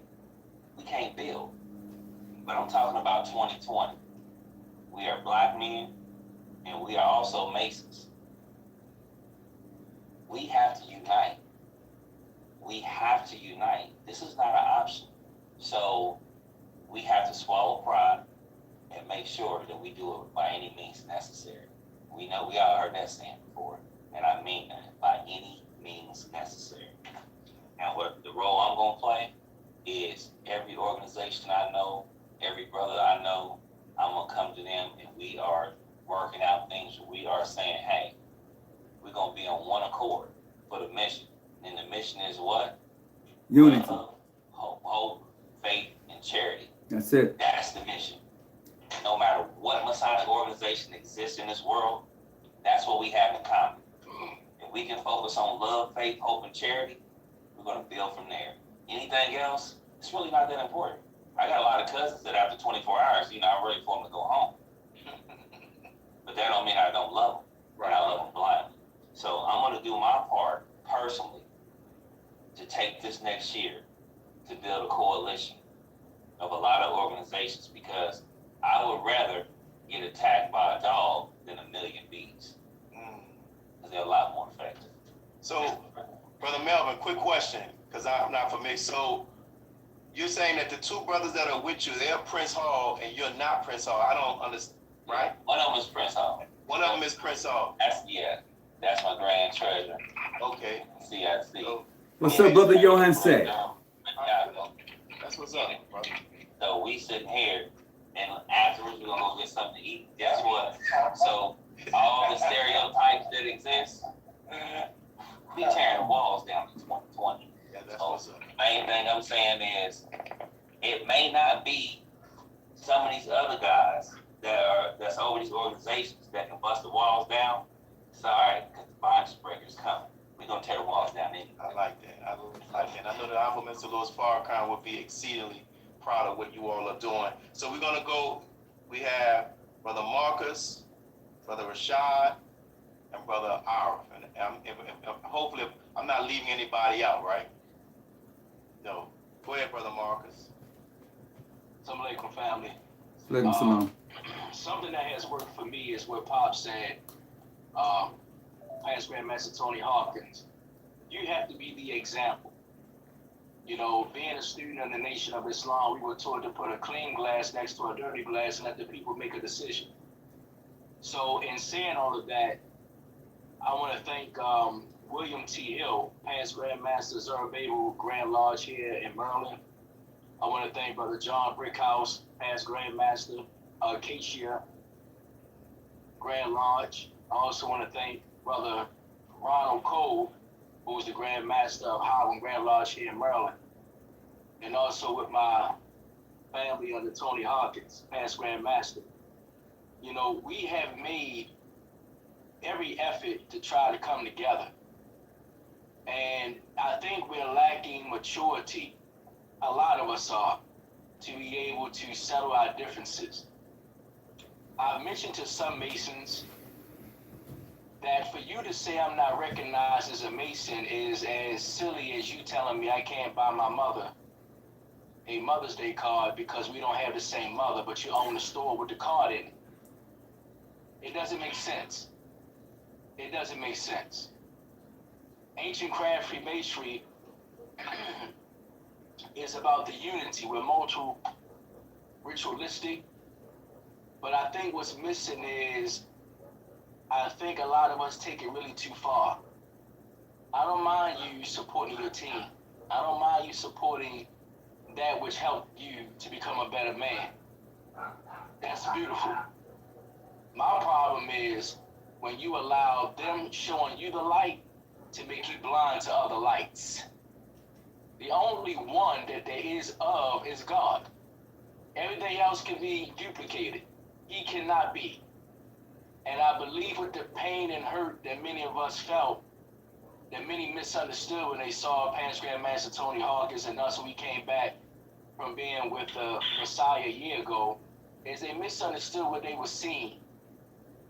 You don't know what it's like to be on a website and be talked about, evil spoken of, picture and everything ran through the mud. You called everything but a son of God. that hurts, man. Especially when it comes from those who look like you, sound like you, reflect like you. So I had on many fronts defended Pop. Because if you don't understand the story, why you adding to it? The example is very important. I want to give a shout out to Eagle Lodge number 8, my lodge, under the auspices of the Rally Band Lodge of Maryland, who are constantly staying in the community. Even with the COVID being as high as it is, we got masks on, social distancing, the whole 9 yards, man. But if you don't show forth your best example, you can't expect no one else to. And at the end of the day, as Brother Christopher very eloquently stated, that's not really on us. You know, you're not at our table not because we didn't invite you. You just chose not to come. And if that is your choice, then that is your choice. But don't involve yourself in tearing me down because I represent the square at another degree that you do. I was told by past Grandmaster David Munoz of the Hispanic Grand Lodge in North America that every degree has 3 degrees in it. The first degree consists of the first, second, and third. The second degree consists of the first, second, and third. I think many of us with degrees are only on the first degree inside of each degree that we hold. We haven't gotten to the application and the life that's in the degree to really shine light on all aspects of darkness. Jesus said, I am the light of the world. So light comes in 2 degrees, ultra-red and infrared and ultraviolet, pardon me. If that's him, his word exposes that which is in the light and that which is hiding in the darkness. Teach. That is what he represents. And when I said to the Messiah, I believe you have the UN at your table, Freemasonry, he had a look so humbling, like he shook his head and, put his head down. But our job is to stay together. I'm thankful for the idea to pull this off a year later by God's grace. I'm thankful for all of my brothers agreeing to back me because this is what's needed. We had to show a united front because we was with the Messiah. I don't know if too many people can say they spent 7 hours with the man. And we had good food. And we got a blessing. We got that much of his time in one setting. So as long as we keep shining the light, we'll become the clear glass. And we let those who like drinking dirty water continue until they make up their mind they want something better for themselves. Sir. Thank you, my brother. Thanks a lot. And now we're coming to our brother Rashad, and then we'll have Brother Abdul Arif. Brother Rashad. Very briefly, after what all the brothers just stated, it's very clear. I echo everyone's sentiment. Not to beat a dead horse. I think it all starts with ourselves. If each individual will take the time to practice their Freemasonry, then I think that it will, again, extend to other brothers, not just to our lodge, but other jurisdictions. I think it should start first of all with us here. As we have dialogue, we have to ensure that our lodges, our grand bodies are connecting and working together. And then I think that it will continue. I don't think that we need to talk about those individuals who don't want to become a part of the brotherhood versus in the night. I think we just need to continue to do what we've been doing. Keep the spirit alive of the minister and us uniting as Freemasons. There's no way that we can talk about the tenets of Freemasonry, which is friendship, morality, and brotherly love, and just keep it within our house. That's something that's too big.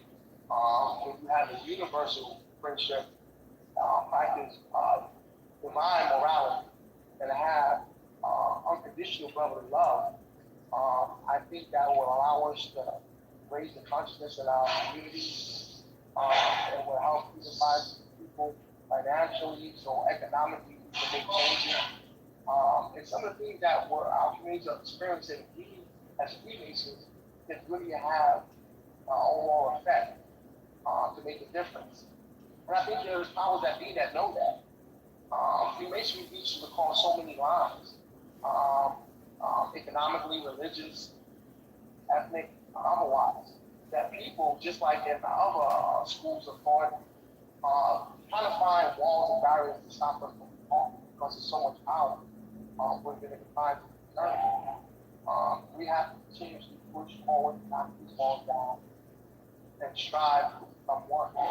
And like Brother Melvin said, we don't need to worry about what happened yesterday. We have to actually take it from this point here and move forward tonight. All we have to start first is with dialogue. Recognizing each other as brothers stated there, we all bear witness. Our science bachelors do something the same. Our ritualistic work would be much the same. We know this. Sometimes it's beats on from old times when one jurisdiction would have with another that had nothing to do with current leadership, and we don't even know why we have the issue. But we still keep that axe running. And like Abraham said in the time when he took the captive of God down to Bible, and they said, we found our fathers doing this. Abraham told him, he said, well, what if your father was a fool? And that's the situation here. What if those past leaders that we had in our respective jurisdictions that keep us divided was for egotistical reasons, financial reasons, foolish reasons, and now we're keeping that torchlight going, and it's further separating us as brothers that we can actually take. Great point. We need to be able to recognize that each other is important. Our communities are challenged. There's no excuse except for the one we make themselves. So let's start with ourselves. Continuously keep the torchlight of love that what the ministry going. It says there's a mathematical equation that says God is love. Well, if God is love, then we all have to find sparks in ourselves that we need to ignite it.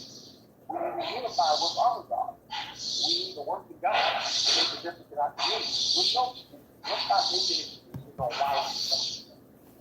And we find the one common denominator on why we do. And that is God. That is Freemasonry. That is the tendency. So we have to finish the fact what we say we know, what we say we are. We all gave our word, and in the nation is something called "Have you not heard of the words of the law regarding the people or what?" What?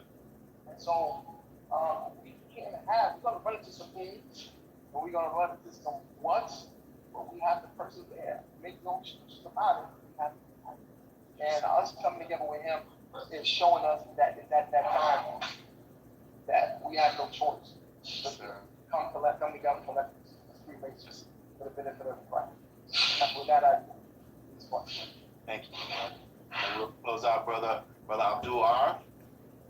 I got everybody, right? Right. Assalamu alaikum once again, and in closing, brother, good Minister Willie, let me first thank you. I think you've done a wonderful job. Praise be to Allah. Your hosting and managing all of these minds, and you've done an excellent job. I want to just thank you for that. And I want to thank all the brothers who are on this line tonight for the purpose of reflection, and reflection as well as, I would say, recharging the spirit on a divine assignment that we were all given when we met with the Honorable Minister Louis Farrakhan on September 28th, a year ago. On July 4th, and I would humbly ask all of my brothers, if you have not heard it yet, I would beseech you to go and listen to the Honorable Minister Louis Farrakhan's July 4th message entitled The Criterion. And we believe truly on that day God made it known who His anointed servant was among us. As John baptized Jesus in the water, and it said Jesus came up out of the water, and the voice of God was heard saying, "This is my Son, in whom I'm well pleased." So please go and listen to that message on www.noi.org, because it was a divine message from on high. As the Honorable Minister Louis Farrakhan stated, he was bringing us a message from on high, from the Lord of the worlds. Our meeting with him is reflective in the scriptures, as we believe everything has a scriptural root. We know God is all of the degrees, comprehensive 360 degrees. Teach. And we are attributes of God who are able to manifest degrees of attributes and gifts he gives to us that we hopefully can manifest them perfectly. Reflecting back on what the assignment of the minister was to those who came. He said, you have permission to use my name for the purpose of unity, but not for the purpose of division.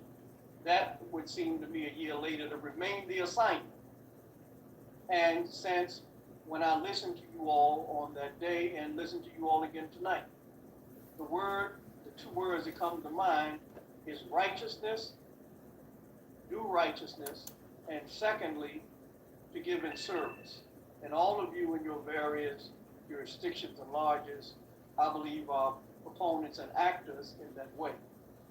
The question is, how do we come together to programmatically design what that unity looks like and what that service looks like? The Honorable Minister Louis Farrakhan, I want to give three things in closing that to me reflects what this night has brought. One is from the Holy Quran. And I want to say to all of us, as we are now living in the time of judgment, we used to read of it in the scriptures and some of us preached of it, but now we're living in it. And God has made us go into our chambers. He's made us to reassess and to look. But as we are doing that, there's a great battle going on between right and wrong, between good and evil, between God and the devil.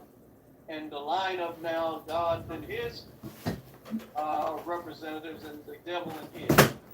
I want to read a chapter, a surah from, ayat, pardon me, from the 8th chapter of the Holy Quran. It says, in the name of Allah, the Beneficent, the Merciful. They asked thee about voluntary gifts. Say, voluntary gifts are for Allah and his messenger. So keep your duty to Allah and set aright your differences and obey Allah and his messenger if you are believers. We sat before the Honorable Minister of Farrakhan, and the beautiful gift of his time and the beautiful gift of his presence was he to us and us to him. But these gifts are for the service of God. But in order to keep our duty to God, we must first set right our differences. That's a command from God. And if we believe the Honorable Minister Louis Farrakhan to be an anointed servant of God, then we will take to heart those commands and work with each other. The second that I want to read is from the Galatians. And it's a very powerful chapter. I think it's Galatians 3, and it is 26 to 29. It says, you are all sons of God through faith in Jesus Christ. For all of you who were baptized into Christ have clothed yourself with Christ. There's neither Greek, there's neither Jew nor Greek, slave nor free, male nor female, for you are all one in Jesus Christ. And if you belong to Christ, then you are Abraham's seed and heirs according to his promise. So regardless of our jurisdictions, regardless to the labels that we have, we are yet one in God. We are one in Christ. And if we believe that, then we will not let Satan get in between us and create artificial barriers that would make us not want to be our brothers. And I would also say in closing something that Jesus said to his disciples upon leaving them. He said these simple words, love ye one another, even as I have loved you. On September 28th, we were benefited by the love of God through his anointed service among us. And we took that love from that table, and we are back here a year later reflecting on that love, that it would recharge us and energize us once again, that we will recommit to those principles of brotherhood through our lodges, through our order, but most importantly, through knowing that all roads connect us back to the Most High. And if we keep that in mind, we'll find the path to one another. So I thank you again, and certainly I think it would be in good order for one of our, any of our brothers, our Christian brothers who would like to close out in prayer when we are done, if that's okay, Brother Willie or Brother Marcus. Thank you. One of the brother Melvin wanted to share some brief words before we close out, and I'll just make some announcements. But Brother Melvin, before you do that, for those who are watching this on Facebook, can you please leave some comments? Because it got up almost to almost 90 some people. Can you leave some comments? What has stood out to you in this discussion? What has resonated with you? If you can leave some comments in the comment section, I will greatly appreciate that, your brothers. Leave some comments. What did you gain from this discussion? Go ahead, Brother Mel. First off, Brother Willie Muhammad, if I can speak for everyone here, I want to tell you thank you. I think you did a fantastic job commentating, dealing with all these different personalities all at the same time. So I think you did a great job. And lastly, we really appreciate you. And lastly, Brother Don Enoch, the man behind the scenes. That man is the man. He's the greatest known unknown. He's the man that makes it happen. I'll just say that. He's the greatest known unknown. And if I think I'm speaking for us all, thank you, Don. We love you. We appreciate everything you did to make this happen and make this continue on. You can see your growth from your good works. But thank you, Brother Willie Muhammad. We really do appreciate you. Did a fantastic job. Appreciate you all. And once again, before we close, for those in the comment section, please leave some comments. And for each and every one of you all, brothers, I want to thank you for your time. You all are grown men, and grown men have responsibilities, but nonetheless, you all are here. So I want to thank you, my brothers, for being here and your time to participate in it. And I will close with, I know several people mentioned ego, and I pulled up this quote from the Honorable Minister Louis Farrakhan, and he said this. And I think you all are reflective. Of this. The minister says, and I quote, "I think the ego-driven leaders will be a thing of the past because the masses are tired." And you all are here, and you all were there last year, and a whole year later, because you all, as all of you talked about, you want unity. And I think if you look at this, as the Honorable Minister Louis Farrakhan talked about the historic Million Man March, he said if we went back and studied that march, we can find principles that we can use to produce peace within our community, our homes, and our organizations. And I believe the same, looking from the outside, I wasn't at the meeting, you all are an example of the unity of that which the Honorable Minister Louis Farrakhan expressed that he would want to hear, he wants to see. So you all have the principle to be able to bring this to the other brothers, and you all shared about what could be done. And lastly, just know that, as the Honorable Minister Louis Farrakhan teaches, trying to produce unity among us is something of very great value. It's very great value, right? So as Honorable Mr. Louis Farrakhan said, that anything of value has a difficulty factor attached to it. So just because it's difficult does not mean that we should give up. The difficulty is a sign of the great value. So our brother, as we get ready to close, our brother, the Grand Master Carlos Smith, he's accepted the offer. He's going to close us out in prayer. And as a Christian, brother, because we want to do it, we open up as a Muslim, as a Christian, because even in the Muslim and Christian thing, we got to unify and let also be an example. Absolutely. So thank you all, thank you all, thank you all. And we're going to bring up our brother, Brother Carlos Smith. You ready, Brother Carlos? Let me get you off of mute. There you go. Everybody, please bow your heads. Loving God, I pray that you will comfort us in our suffering. Please lend skill to the hands of our healers, Lord. Bless the means used for our cures. Give us confidence in the power of your grace that even when we are afraid, going forward, Lord, we will put our whole trust in you because we know you are our Savior. You say when there are three or more, Lord, you will bless them. You will be in the midst, Lord. But right now we have more than you, Lord. So please double our blessings, Lord, abundant. I ask of all in this in your holy name. Amen. Amen. Thank you all, brothers, and may God continue to bless you all and keep it up. God bless. God bless you. Assalamu alaikum. Salaikum salam. Well, I'm going to stay on right now, and if you want to call in right now, if you want to call in and have a continuous conversation, you're certainly welcome to do so. We want to thank everybody for definitely tuning in, and it was definitely an awesome show tonight. So we there's a lot been said. There's a lot been said, and like I said, we're gonna continue to talk about what just took place, a year celebration of the Honorable Louis Farrakhan, who's been a part of this particular jurisdiction, the most westful John G. Jones Grand Lodge of California, Ancient Free and Accepted Masons. He's also part of the other jurisdictions who was there, because we all gave him membership certificates, membership cards, to let him know that he's welcome wherever he goes. That was our gift to him, to let him know that we wanted him to be part of this great fraternal order of Freemasons. And I've been reading some of the things that have been said in the chat. Was the Honorable Louis Farrakhan welcome to attend the meeting? Of course. Whether he chose to or not, that's not my concern. The ideal is that he gave us who was there a mission. And the process is for us to continue the mission for which he gave. And this is where we're at tonight.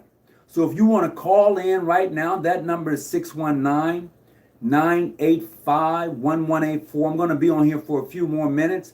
And we're going to have and continue this conversation, because this one really need to be had. How do you expect to be and to grow when you can't be the example of what a true Mason or an Eastern Star is?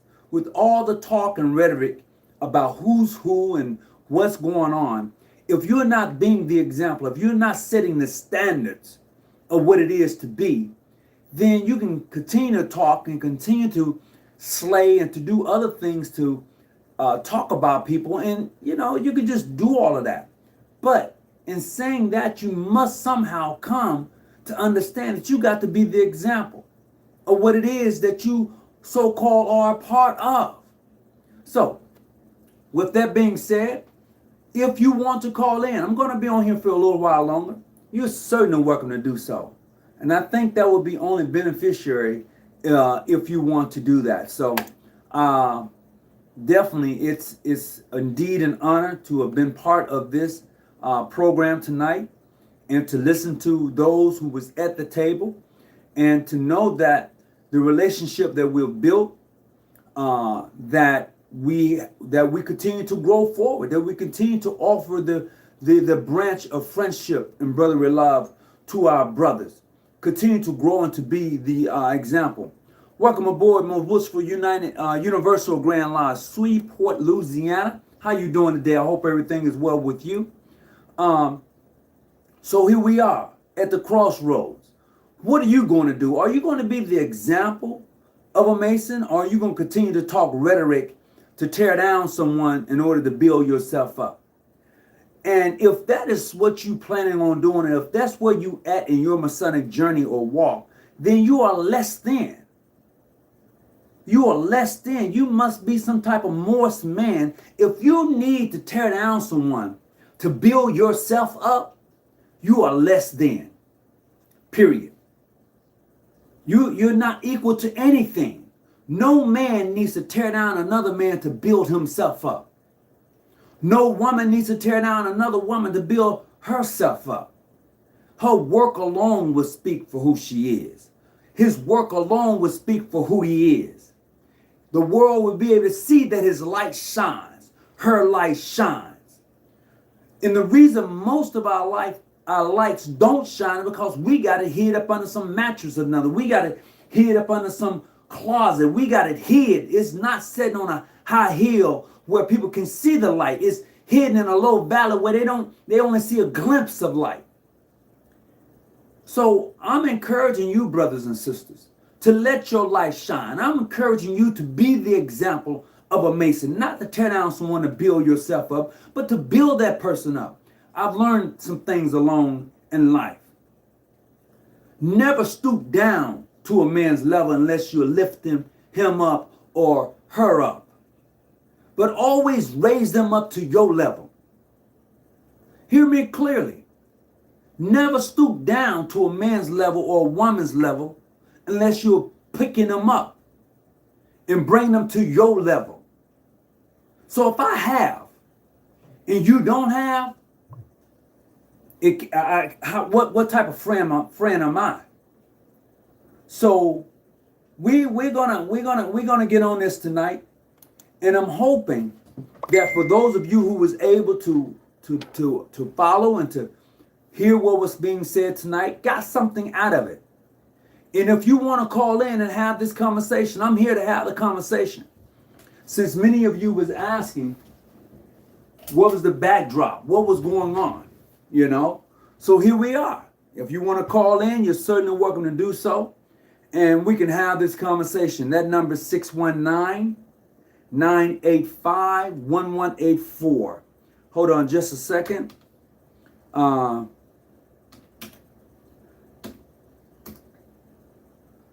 I need to let someone know something real quick.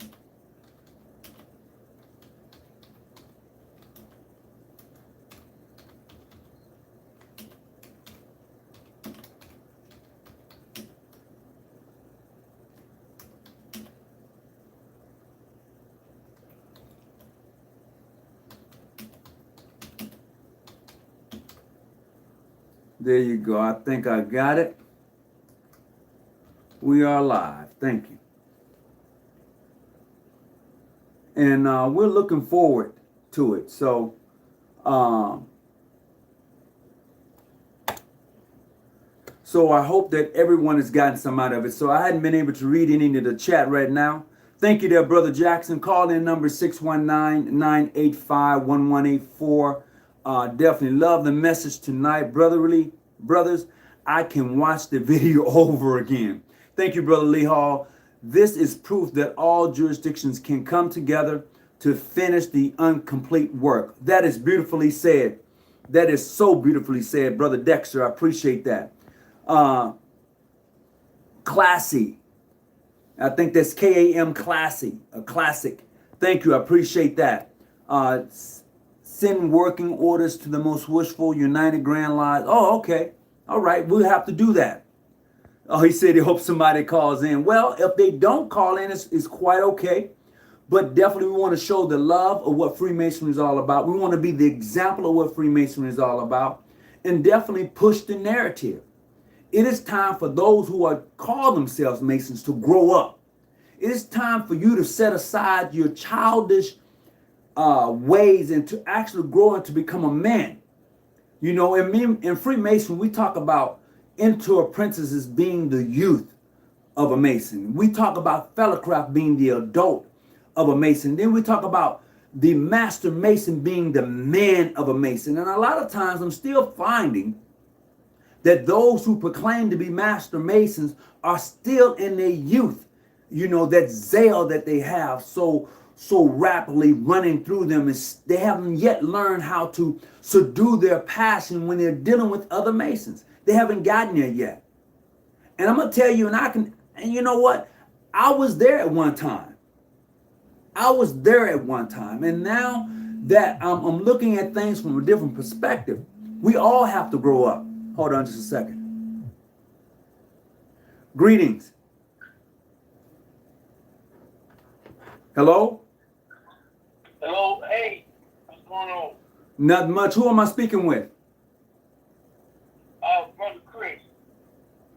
All right, Brother Chris, talk to me. Yes, sir. Yeah, I'm from Georgia. I'm not in the order yet, but I've been following your channel, and I followed Farrakhan last year in October when he decided to join.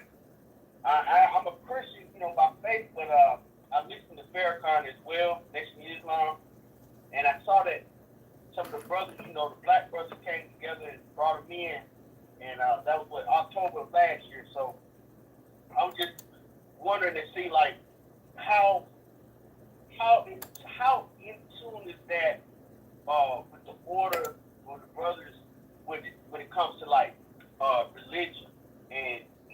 house, like, you know, in the church? And is that a contradiction? Can you be a I don't know, a Jew, a Mason, or a Christian Mason, a Muslim Mason? Like, where did he go to say, hey, what's the boundary with that? There's no boundaries, bro. I would tell you this, brother Chris. Hold on just a second. Someone else by the name of Christopher Elwich just made a donation. I want to say thank you and I appreciate it. Just want to send you that big shout out. I just want to let them know how much I appreciate it. Just so you know, there's really no boundaries. If you are a Jew, if you are a Christian, whatever your faith may be, it's really quite okay. Freemasonry holds no man or bounds no man to his religious belief, but you must believe in a supreme being. With that being said, you're going to have to put God first by whatever name you choose to call your God. And that is one of the criteria of being a Mason. I said that I would not make an old man in his dunnage, a young man in his foolishness, a Mason. So that tells me that somewhere along the line that you have grown up, that you're going to have some growing up to do. Now, granted, there have been some who have gotten into Freemasonry, and God knows they haven't grown up yet. Because anytime you're going to tear down a man to build yourself up, you haven't yet grown yet. As a matter of fact, you shouldn't even be a Mason. Now, if that's something you're looking to become, if that's something you're looking to be part of, I just want to say, make sure you're a part of a lodge, a brotherhood that wants to see you grow.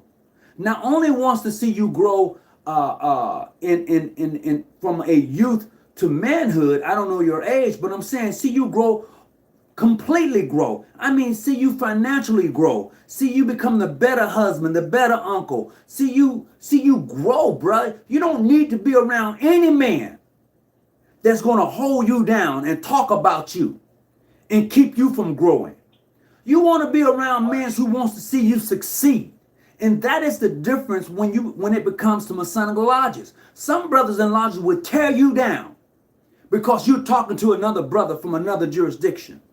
That is not the example of a Mason. And when I've seen it across the board. So I'm telling you what I know, not something from secondhand. So brother, if you're looking to become a Mason, make sure that you're around individuals in that lodge that want to see you be successful, that's going to help you be successful in all stages of life. Not just because you got a little money or they may have a little money, but because you want to grow, bruh. It's all about growth. How can I have and you don't have? That don't make sense to me. It don't. That's right. So I want to encourage you, find that lodge. And if I can assist you in finding a lodge, I don't care what jurisdiction it's in. I'll do that. But in the process, I want you to be the example of a Mason when you get there. I want you to be an example of what a man is when you get there. Not something when you get there, you still doing a whole lot of stuff. Because I'm going to tell you, even for me, like I said, there was a time when I was in my youth and my zeal as a young Mason. I was, hey, bro, you want to challenge me Masonically? We need to have that conversation. But as I've grown, as I've gotten older, I realized that's not it. So if I can help you along the way, I'm willing to do that. Oh, man, that would be great, man. So can you post your email and I can reach out to you through email, or what's the best way to reach out to you? Yeah, definitely email. You can email me at, hold on just a second, hosealodge@yahoo.com. hosealodge@yahoo.com.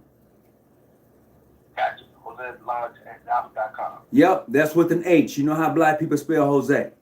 Oh, yes, sir. Yes, sir. That was, that's a little inside joke.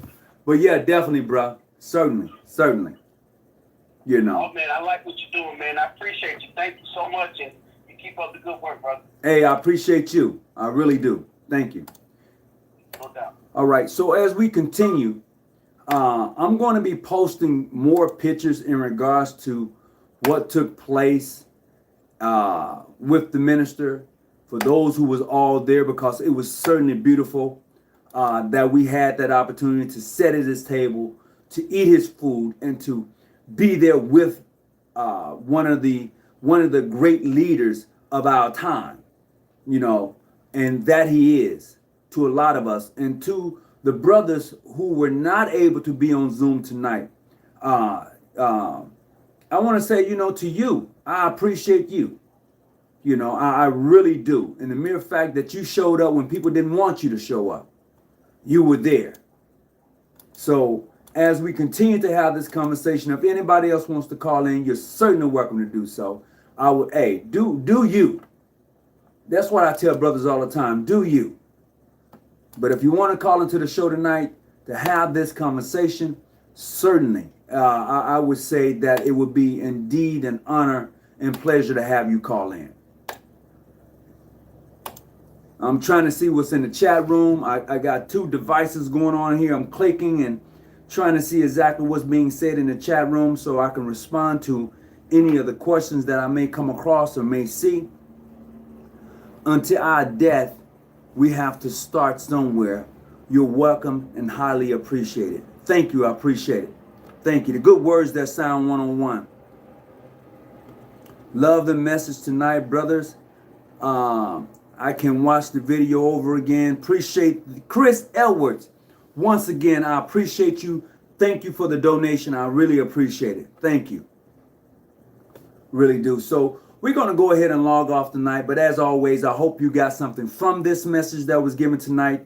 And if you go to willie.muhammad.7, you can certainly watch this over again. I want to say thank you. I appreciate you. And whatever you do, stay out the bushes and keep your light on. The higher you climb, the clearer the vision. I'm out. Oh, hold on. Brother Melvin Little, I was just getting ready to log off, bro. What's going on with you? Not much, man. I just want to tell you, great job, man. You did a great job. Well, hey, I appreciate you. It was hey, man, you know, I would tell you this, Brother Little. To be there with the brothers again really brought back the same feelings I had when I was at the table, sitting to the left of the minister. Yes. I'm not gonna lie to you, it did. It for me too. It brought that feeling back, and I apologize about. Like I said, I had to set my brother P.N. Chainer, because if we don't build it, man, the only way for us to build it is to chip away at that big block. That's a big block that's in our way. Yes. We have to chip away at it. It is. We throwing a knife out there, we already all know it. Throwing out a piece. So, but overall, man, it went well. Did a good job. I think you did a really good job. Everybody did a good job. So, just keep it on a positive note. I think it went well. Oh yeah, most definitely. And you know, I talked with Brother Rashid Muhammad in regards to it, and he said the same thing that you have said, that, you know, it was indeed a blessing for us to be here tonight, once again, all together, showing love and respect for each other, and knowing that at the time that we came together, there was it was 6 different jurisdictions there represented, and in knowing that, it was beautiful, you know, as the minister said. Who can take this away from me? No one can take that which was given to you away. No one. And that is truly beautiful in itself. Man, truly. Beauty is an understatement. You're exactly right, my brother. Beauty is an understatement. The fact of the matter is, it happened. We was there. We did it. We talked about it. We discussed it. We gave some clarity on it. And basically, this is not to be questioned. And you know what gets me is people still ask today, is the minister really a Mason? Yes, he's truly that. You can't take that away. He's truly that. And I know tonight we touched on it and said that he was initiated, passed, and raised. Now, what can you say? That was a lie. There was no Photoshop. There was no altered audios. And this is what I like. Okay, you had a Muslim open up in prayer.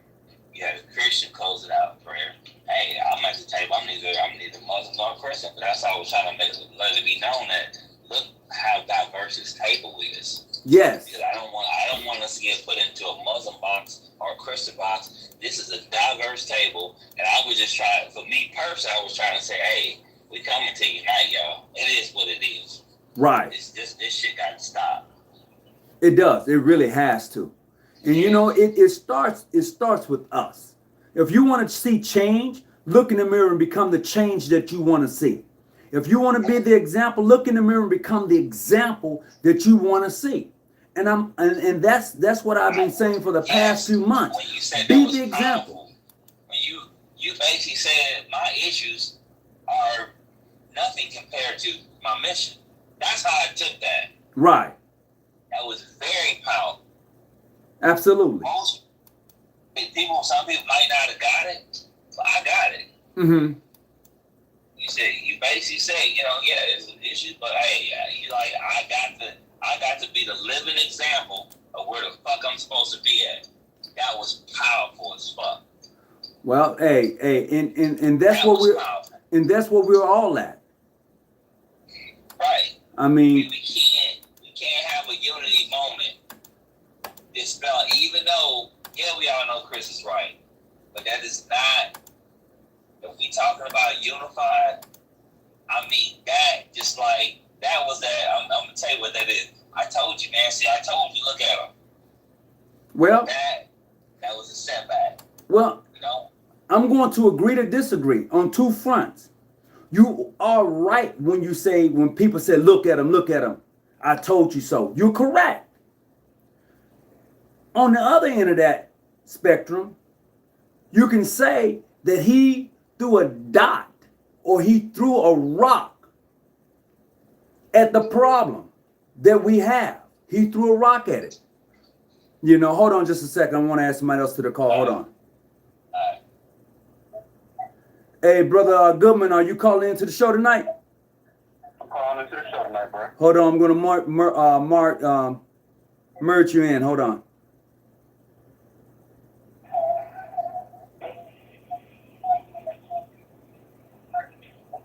All right, Brother Goodman. I got Brother Goodman and Brother Melvin Little on. Go ahead there, Brother Goodman. What you got to add? Greetings, everyone. Peace and blessings to you, brother. I just want to add that this has been a beautiful show today, Tony. I've catch bits and pieces on my way back home from work, and I'm loving everything that I was hearing. To my brothers, I want to say that we all are a point within a circle. That circle is something that we learn to master within ourselves. And that circle will be something bigger, that universal flower of life. That's all of us connected. Regardless of jurisdiction, regardless of letters, regardless of race and color and religion, we're part of a universal creation. Those points in the circle form the flower of life, and that's something we have to keep in mind. We will always be universally connected like that. And much love to everyone today. Oh, man. Oh, yeah. Yeah. That's well said right there. That's well said. So what part did you catch of the show tonight? Hello? Must have lost them there. Brother Melvin Little, go ahead. Yeah, I'm here. Hello? Can you hear me? Nah, I think what happened was I lost him. Hold on, I think he's calling back right now.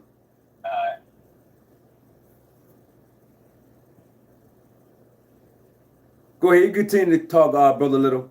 Go ahead. Brother Little.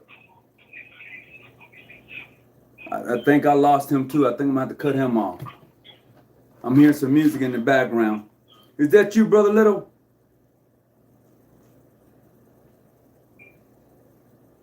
I guess not. Brother Little?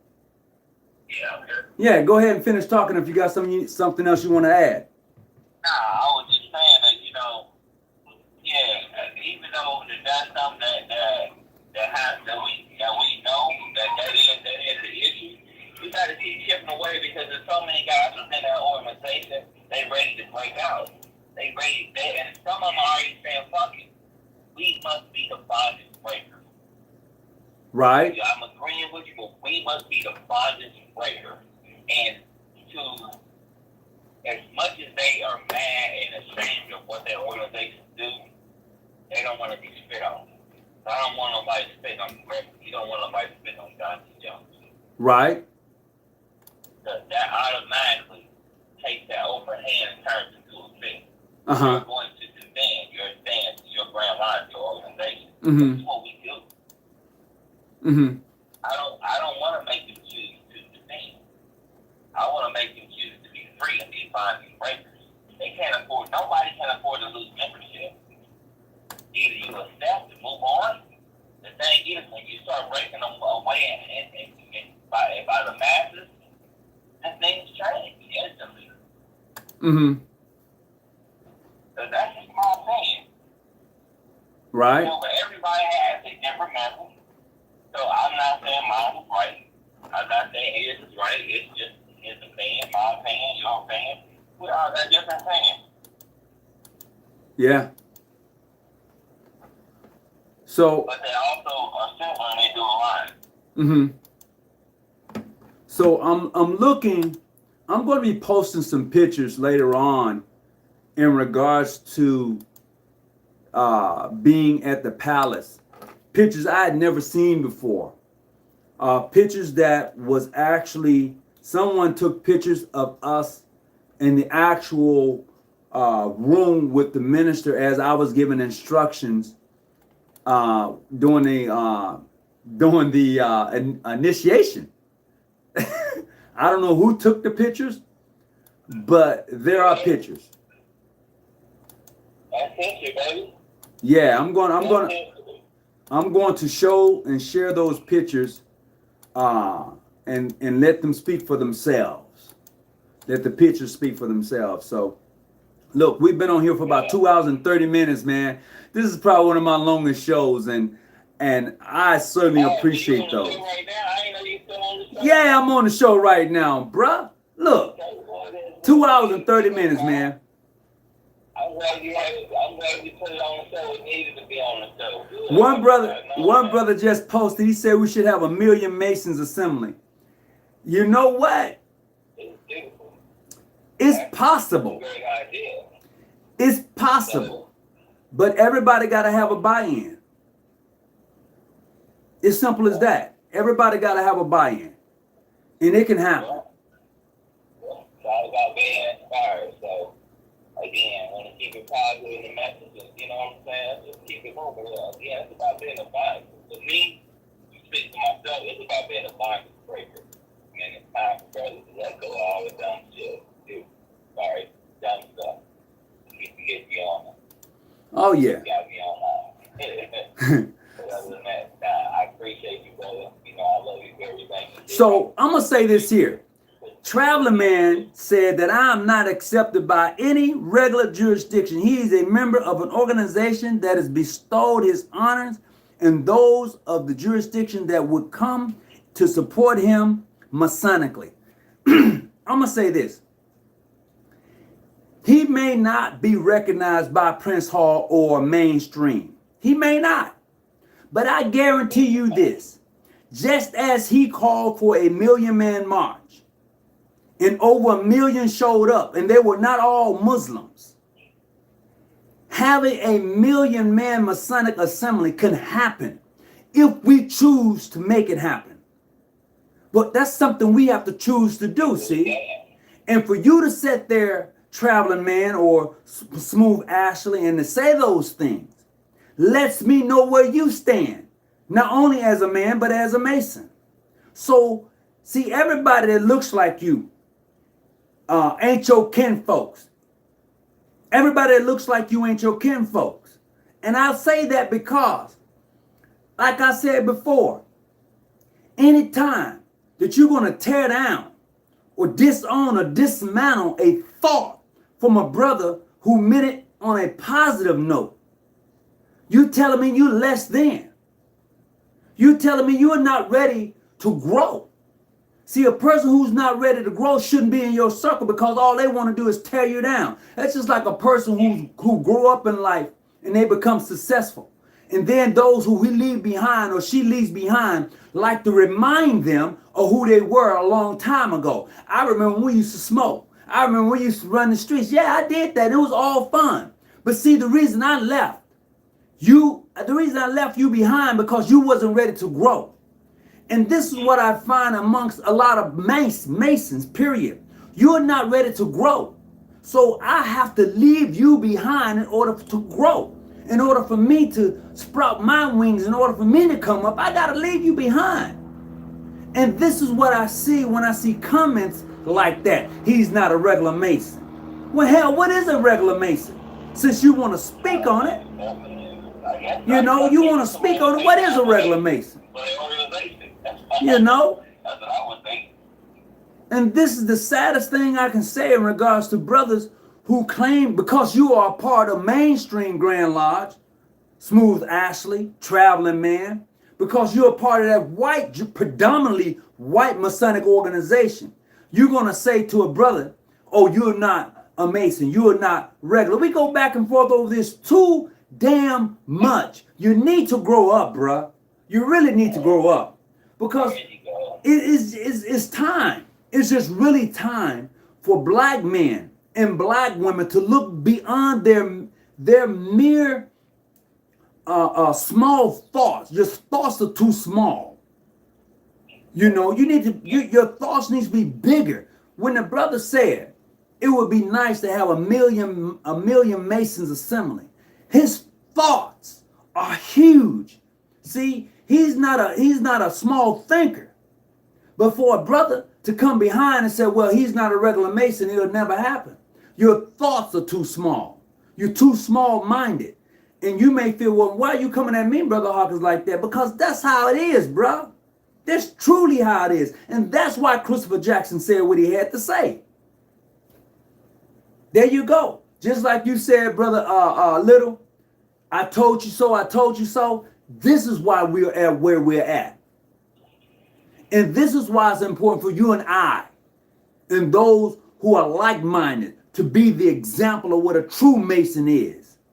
Be the example of what a true Eastern Star is. Oh, your jurisdiction isn't regular. What? Who told you that? Where did you learn that from? That is one of the most immature things you can say as a Mason.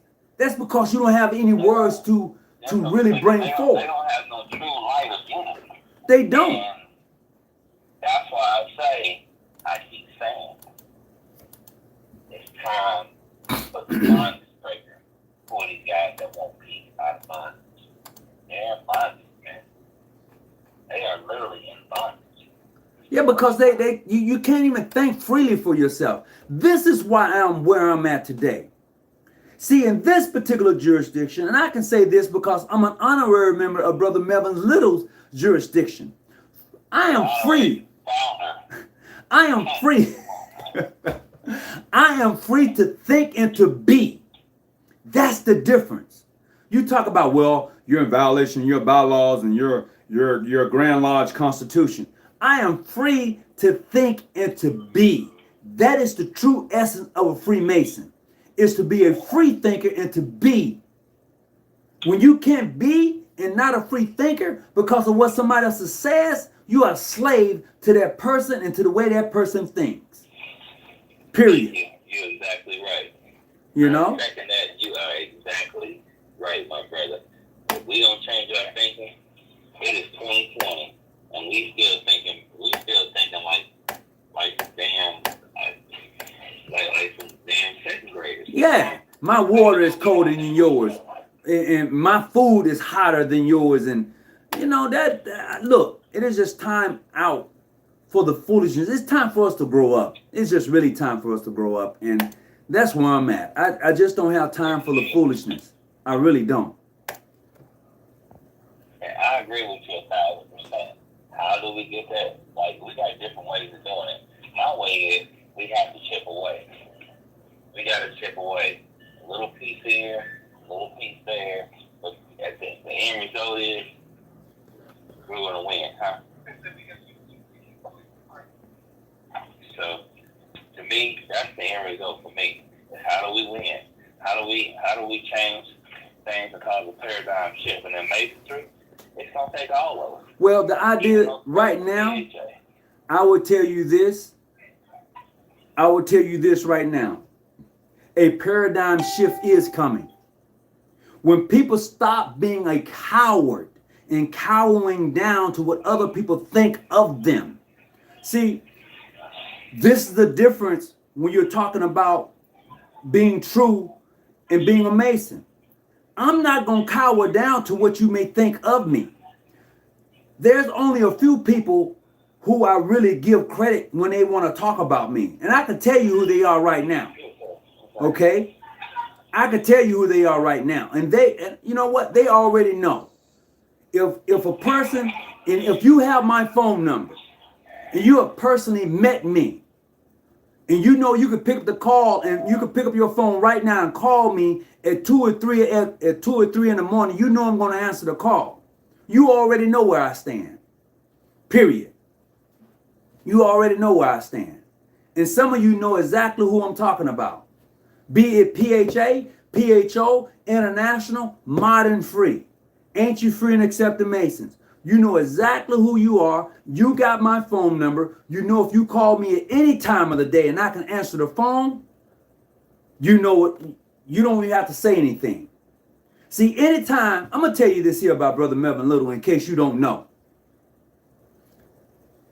That brother told me, when you get to Atlanta, here's my address. My door, my front door will be open for you. You go in, you have a seat, you eat at the table, you watch the television, you shoot some pool, you go to my bar, it's there for you.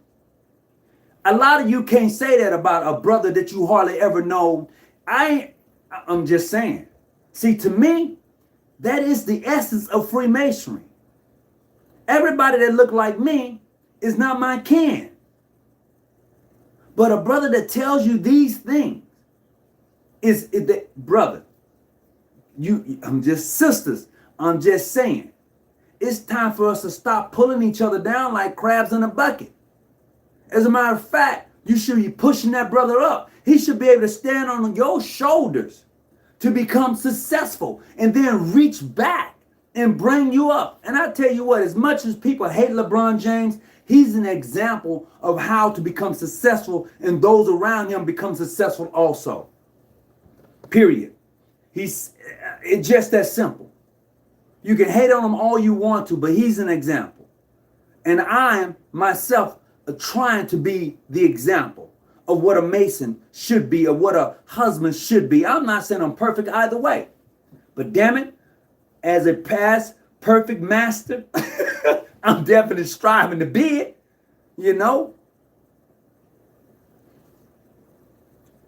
Dexter said, I was raised last December, young and mature, Master Mason. Glad to have you aboard. Glad to have you aboard. So, but this is where we're at, you know. So, I was getting ready to log off, but I got hot because of the foolishness I see with people who are supposed to be of age in Masonry. You know, this is all. You know, it's just that simple, man. Come on, guys, grow up. You know, grow up. And this is where this is at. You know, so look, Tony, if you read the entire conversation instead of just choosing one message to read, you could have avoided that pointless rant. It wasn't pointless. If you felt that the rant was pointless, that is of your opinion, and I respect that. But the rant wasn't pointless. It wasn't. It was not pointless, bro, because you and I know that it happens. You know, like you said, well, I should have read everything. You're right. And I don't mind admitting that I may be wrong. But the rant wasn't pointless at all. It wasn't. And what I read was at Dexter. Okay? You said he's not accepted by any regular jurisdiction. Well, what is regular? I feel I'm just as much a Mason as any Mason is. He is a member of an organization that bestowed his honors. And those are the jurisdiction that would come to support him in Masonically. But that's half truth. Because I believe those who respect and honor the minister, who are Masons from any jurisdiction, will come and assist and aid him. Hold on just a second.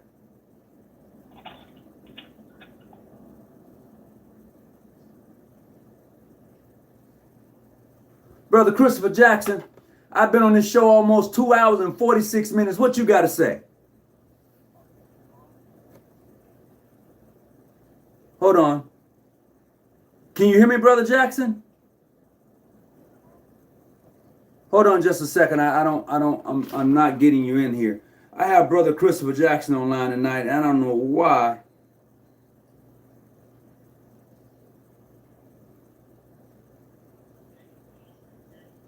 Hold on, brother. I gotta.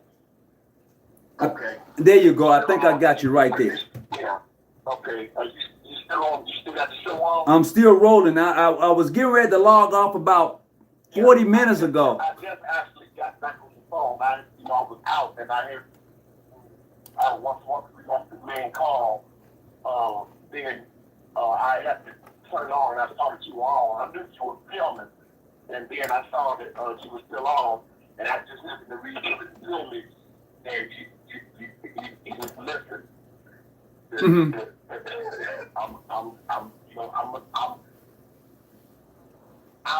I'll say it a little bit differently than you will. So, about all of these, not necessarily naysayers, but this is one of the reasons why I said what I did online. This is a cancer that is put into individuals through their own being. The last thing I saw you speak on was what I read was before I called, when the brother said, he is not accepted in all the Masonic jurisdictions, just the ones who bestowed the honors on him. This is all I want to speak on. This is the only part I'm going to speak on, and then I'm going to get back to you. Now, I'm not going to get ignorant. I'm not going to get indignant. I'm not going to get all out there and start doing all the time and screaming and stuff. I'm just going to keep it real, plain, and simple. You tell me, what dough? Not D-O-O-R, what dough? D-O apostrophe. You tell me what dough Farrakhan can knock on, whether he is a Mason or coming for a glass of water or the same as a guest, and you gonna tell him you can't come in. I got time. I got time.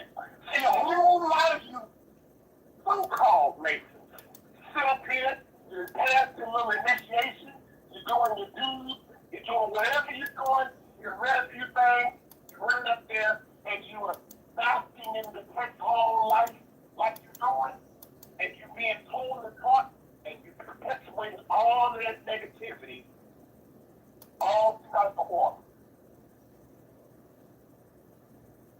And you still don't know nothing. You still can't tell me 2 people defended this month. You still can't tell me 10 people you clothed this month. You still can't tell me 10 children you taught how to tie a tie this month. But you can tell me 10 people you told was clandestine. You can tell me 10 people you told was all out here doing whatever they were doing wrong. A whole lot of doing hell of a thing online. But when it's time for you to put up a filler, you're in witness protection.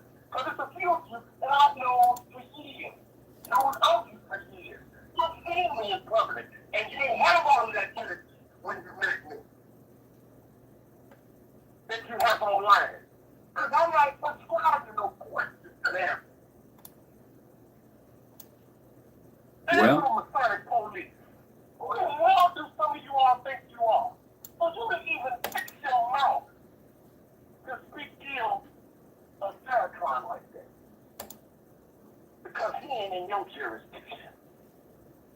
but you still talking about brother.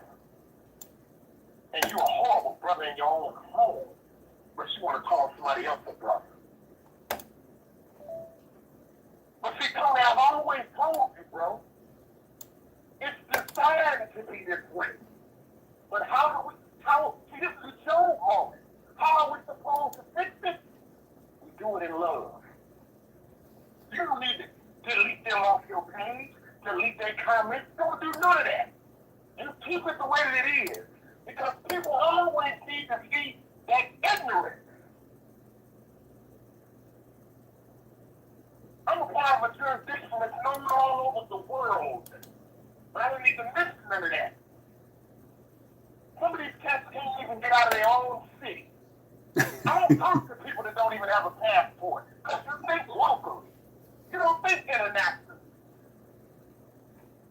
The hell you gonna tell me what kind of Mason you are and you in child support court? I don't want to talk to you. You can't even take care of your children. How you gonna talk to me about being a brother? Well, You have the one to be talking this monkey ball with. But I told you it's designed this way. It's supposed to be this way. You cannot raise snakes from the egg and pet them and then be mad when they bite you. That's their nature. This is the nature of the beast. woo! Everything we're dealing with right now, we spoke on that. This ain't nothing but Willie Lynch Negro. All of them ain't nothing but Stephen from Django. But the part they missed at the end of Django, when he was sitting up there, still dangling, on his cane, arms shot, and doing all of that fucking. And Jamie Foxx said something to him, what'd he do? He dropped his cane, he stood up straight, and started talking right. He was putting on an act all those years. And that's what a whole lot of these Negroes doing now. They're actors, man. That's why they call it makeup. All they're missing are the nose and the shoes. And they be pure clown. I said that. And I really didn't find it with a dictionary.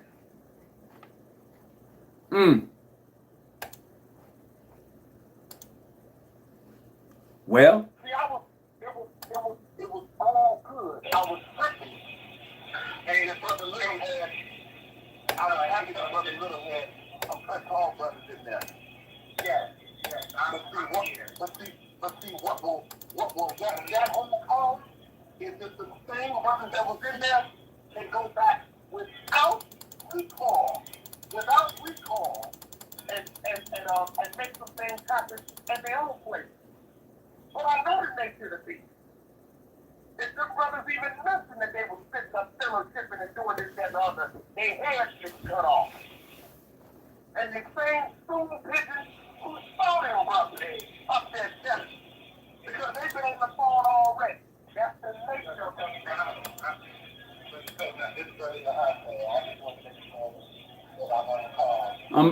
I'm hearing some noise in the background. Can't understand it right now.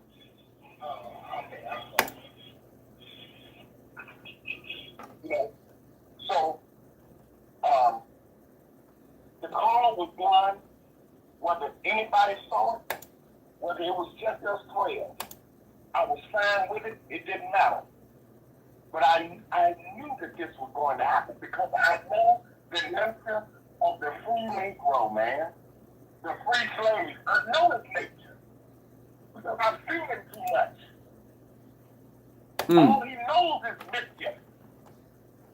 And mischief making. That's all he knows. Not your grandmaster. Not your father. Not your brother. Not your uncle. Not your boss. Not your coach. Not the man down on the corner. Not the farm. Not the owner of Walmart. Foolish. You Farrakhan. Hey, baby. Asked you to do something. As the body of movement. Just listening, Brother Christopher Jackson. Everybody that's going one way line. He said, together. Can I have some water, please? Cold or warm? And all that Cold. is still talking crazy and saying where Farrakhan can't go. In the immortal words of that great prophet, Roger, from what's happened. Nigga, please. With that being said, Brother Melvin Little, you still on the phone?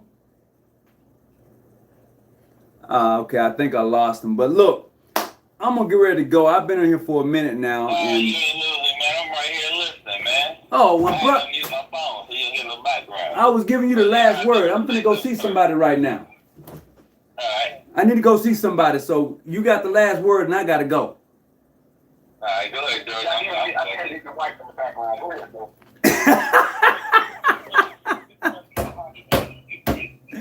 Ah. I'll see you Thursday. I'll put that to you Thursday. Okay, all right. Go ahead with what you got to say, Little. Can you hear me? Yeah, yes, sir.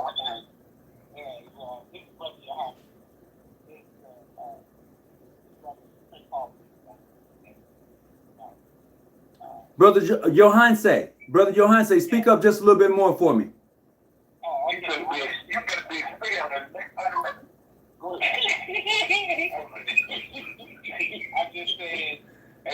I'm just saying that that there's some truth about brothers from Prince Hall and how they respond and how they deal with things.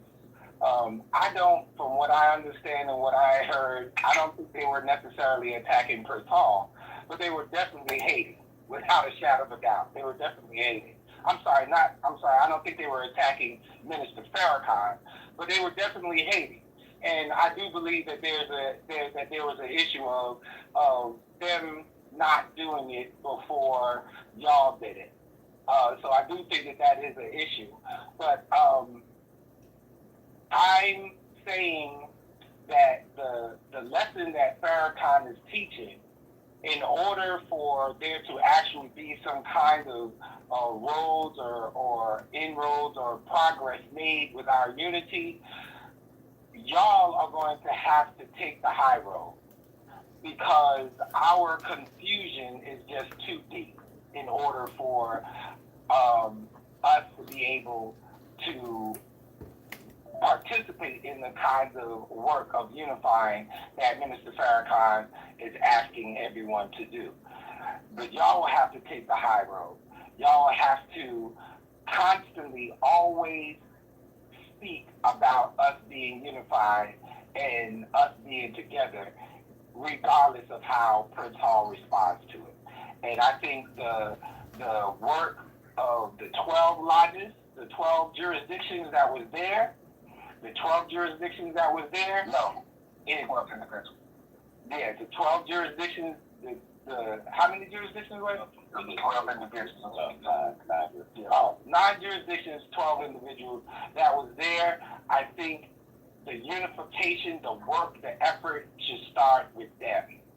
All of those jurisdictions should unite and have a intervisitation agreement among one another, and then spread that among all Grand Lodges that are willing to participate. And over time, Prince Hall will have to come to the conclusion, have to come to it, or they get left, or they will get left. We've been doing it already. Yeah, look at the own issue and all other stuff. It ain't like this just happened, I'm more concerned with where you're gonna be at in the morning. I'm not that dude. I think Brother Johan say, I would say this. Go ahead. What was that? I would say this in regards to Brother Johan say. He's going to be all right. They've already came at him. He's going to be all right. I'm not worried about them coming at me. I mean, there's a whole slew. I have a whole group of friends that are Prince Hall Masons that think just like me. And obviously, Tony Muhammad, I introduced you to one of them. You did? So I'm not worried about them coming at me, because my thing is if I was to get expelled from Prince Hall, that ain't the end of my world. That is true. I can always join another Masonic jurisdiction. That ain't the end of my world. That's all I'm talking about. Yeah, that's all. That's the whole thing. When I started sitting there with Brother Melton, all of them knew we had application on the table. You think it's a game? I can say it with some humor, but I know how to say it. I know how to say. That's why I said it on the meeting like that. It ain't like this some old foreign conversation, and we don't know what people gotta do. Who the hell is people? Come on around. That's who's doing it. They're the ones with the issue, not me. We're supposed to think that issue is me and I. No more. We're talking here. No, it's all good. No, it's them. It's them. I'm going to that. It's them. You're going to have to be. Well, it's where I'm at though, like I said, it's about breaking the bondage because the organization is stuck. But you have a lot of members that are within the organization that are ready to break the boundaries. All they got to do is admit. That's all they got to do is admit. You can't put it from the chick. They just come from the top. I mean, there are people like they can't afford to lose membership like nobody else. Well, I mean, and it's time to break the bondage. And it's still on 100,000 people. It's not as simply as. Nah, they had to. Yeah, they had 400. They're down less than that now. It's not as simply as admitting. I mean, because like I have a friend. I have a very close friend that's Prince Hall. If I was to admit from Prince Hall, that means that me and that friend can no longer communicate.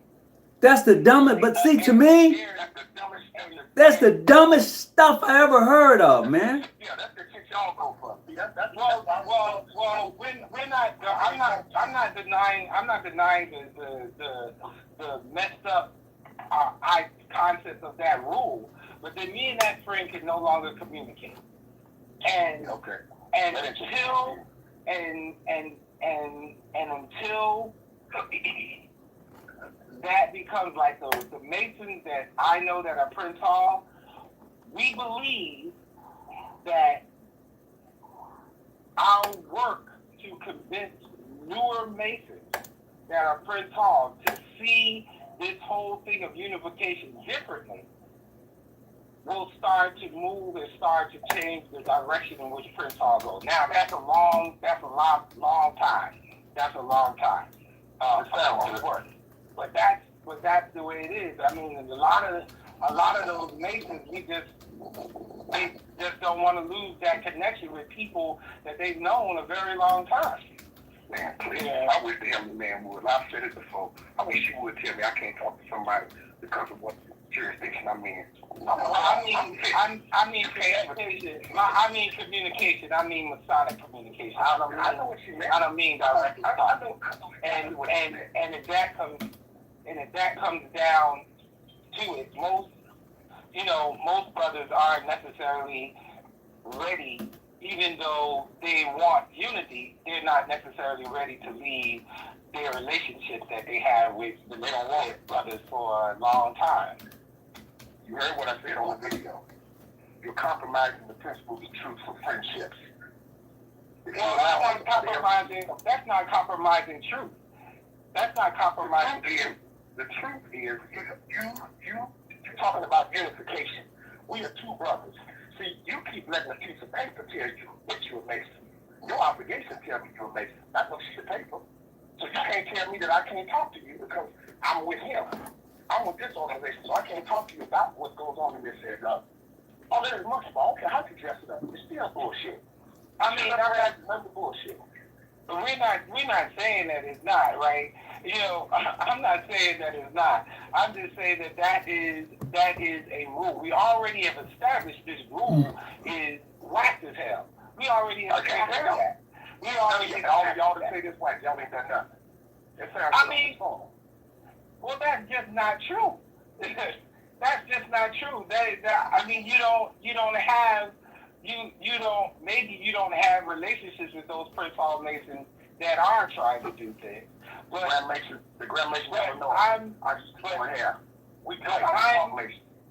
But all I'm saying is that there are people that are trying to deal with work inside Prince Hall. Now, you can say that they should just leave Pritard because of that, that rule, and that don't make sense. I mean, that's what we can say, but that ain't the best way and the best method to approach that. And I don't see how that will be able to foster what we try to do.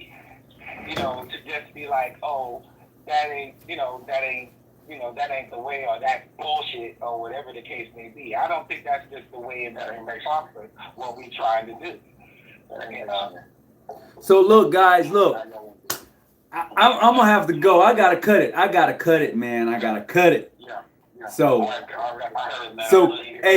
hey, I appreciate everybody coming on tonight, brother Johansi.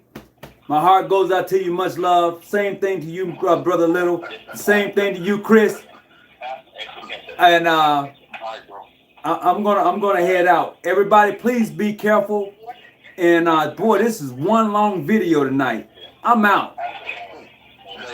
Later.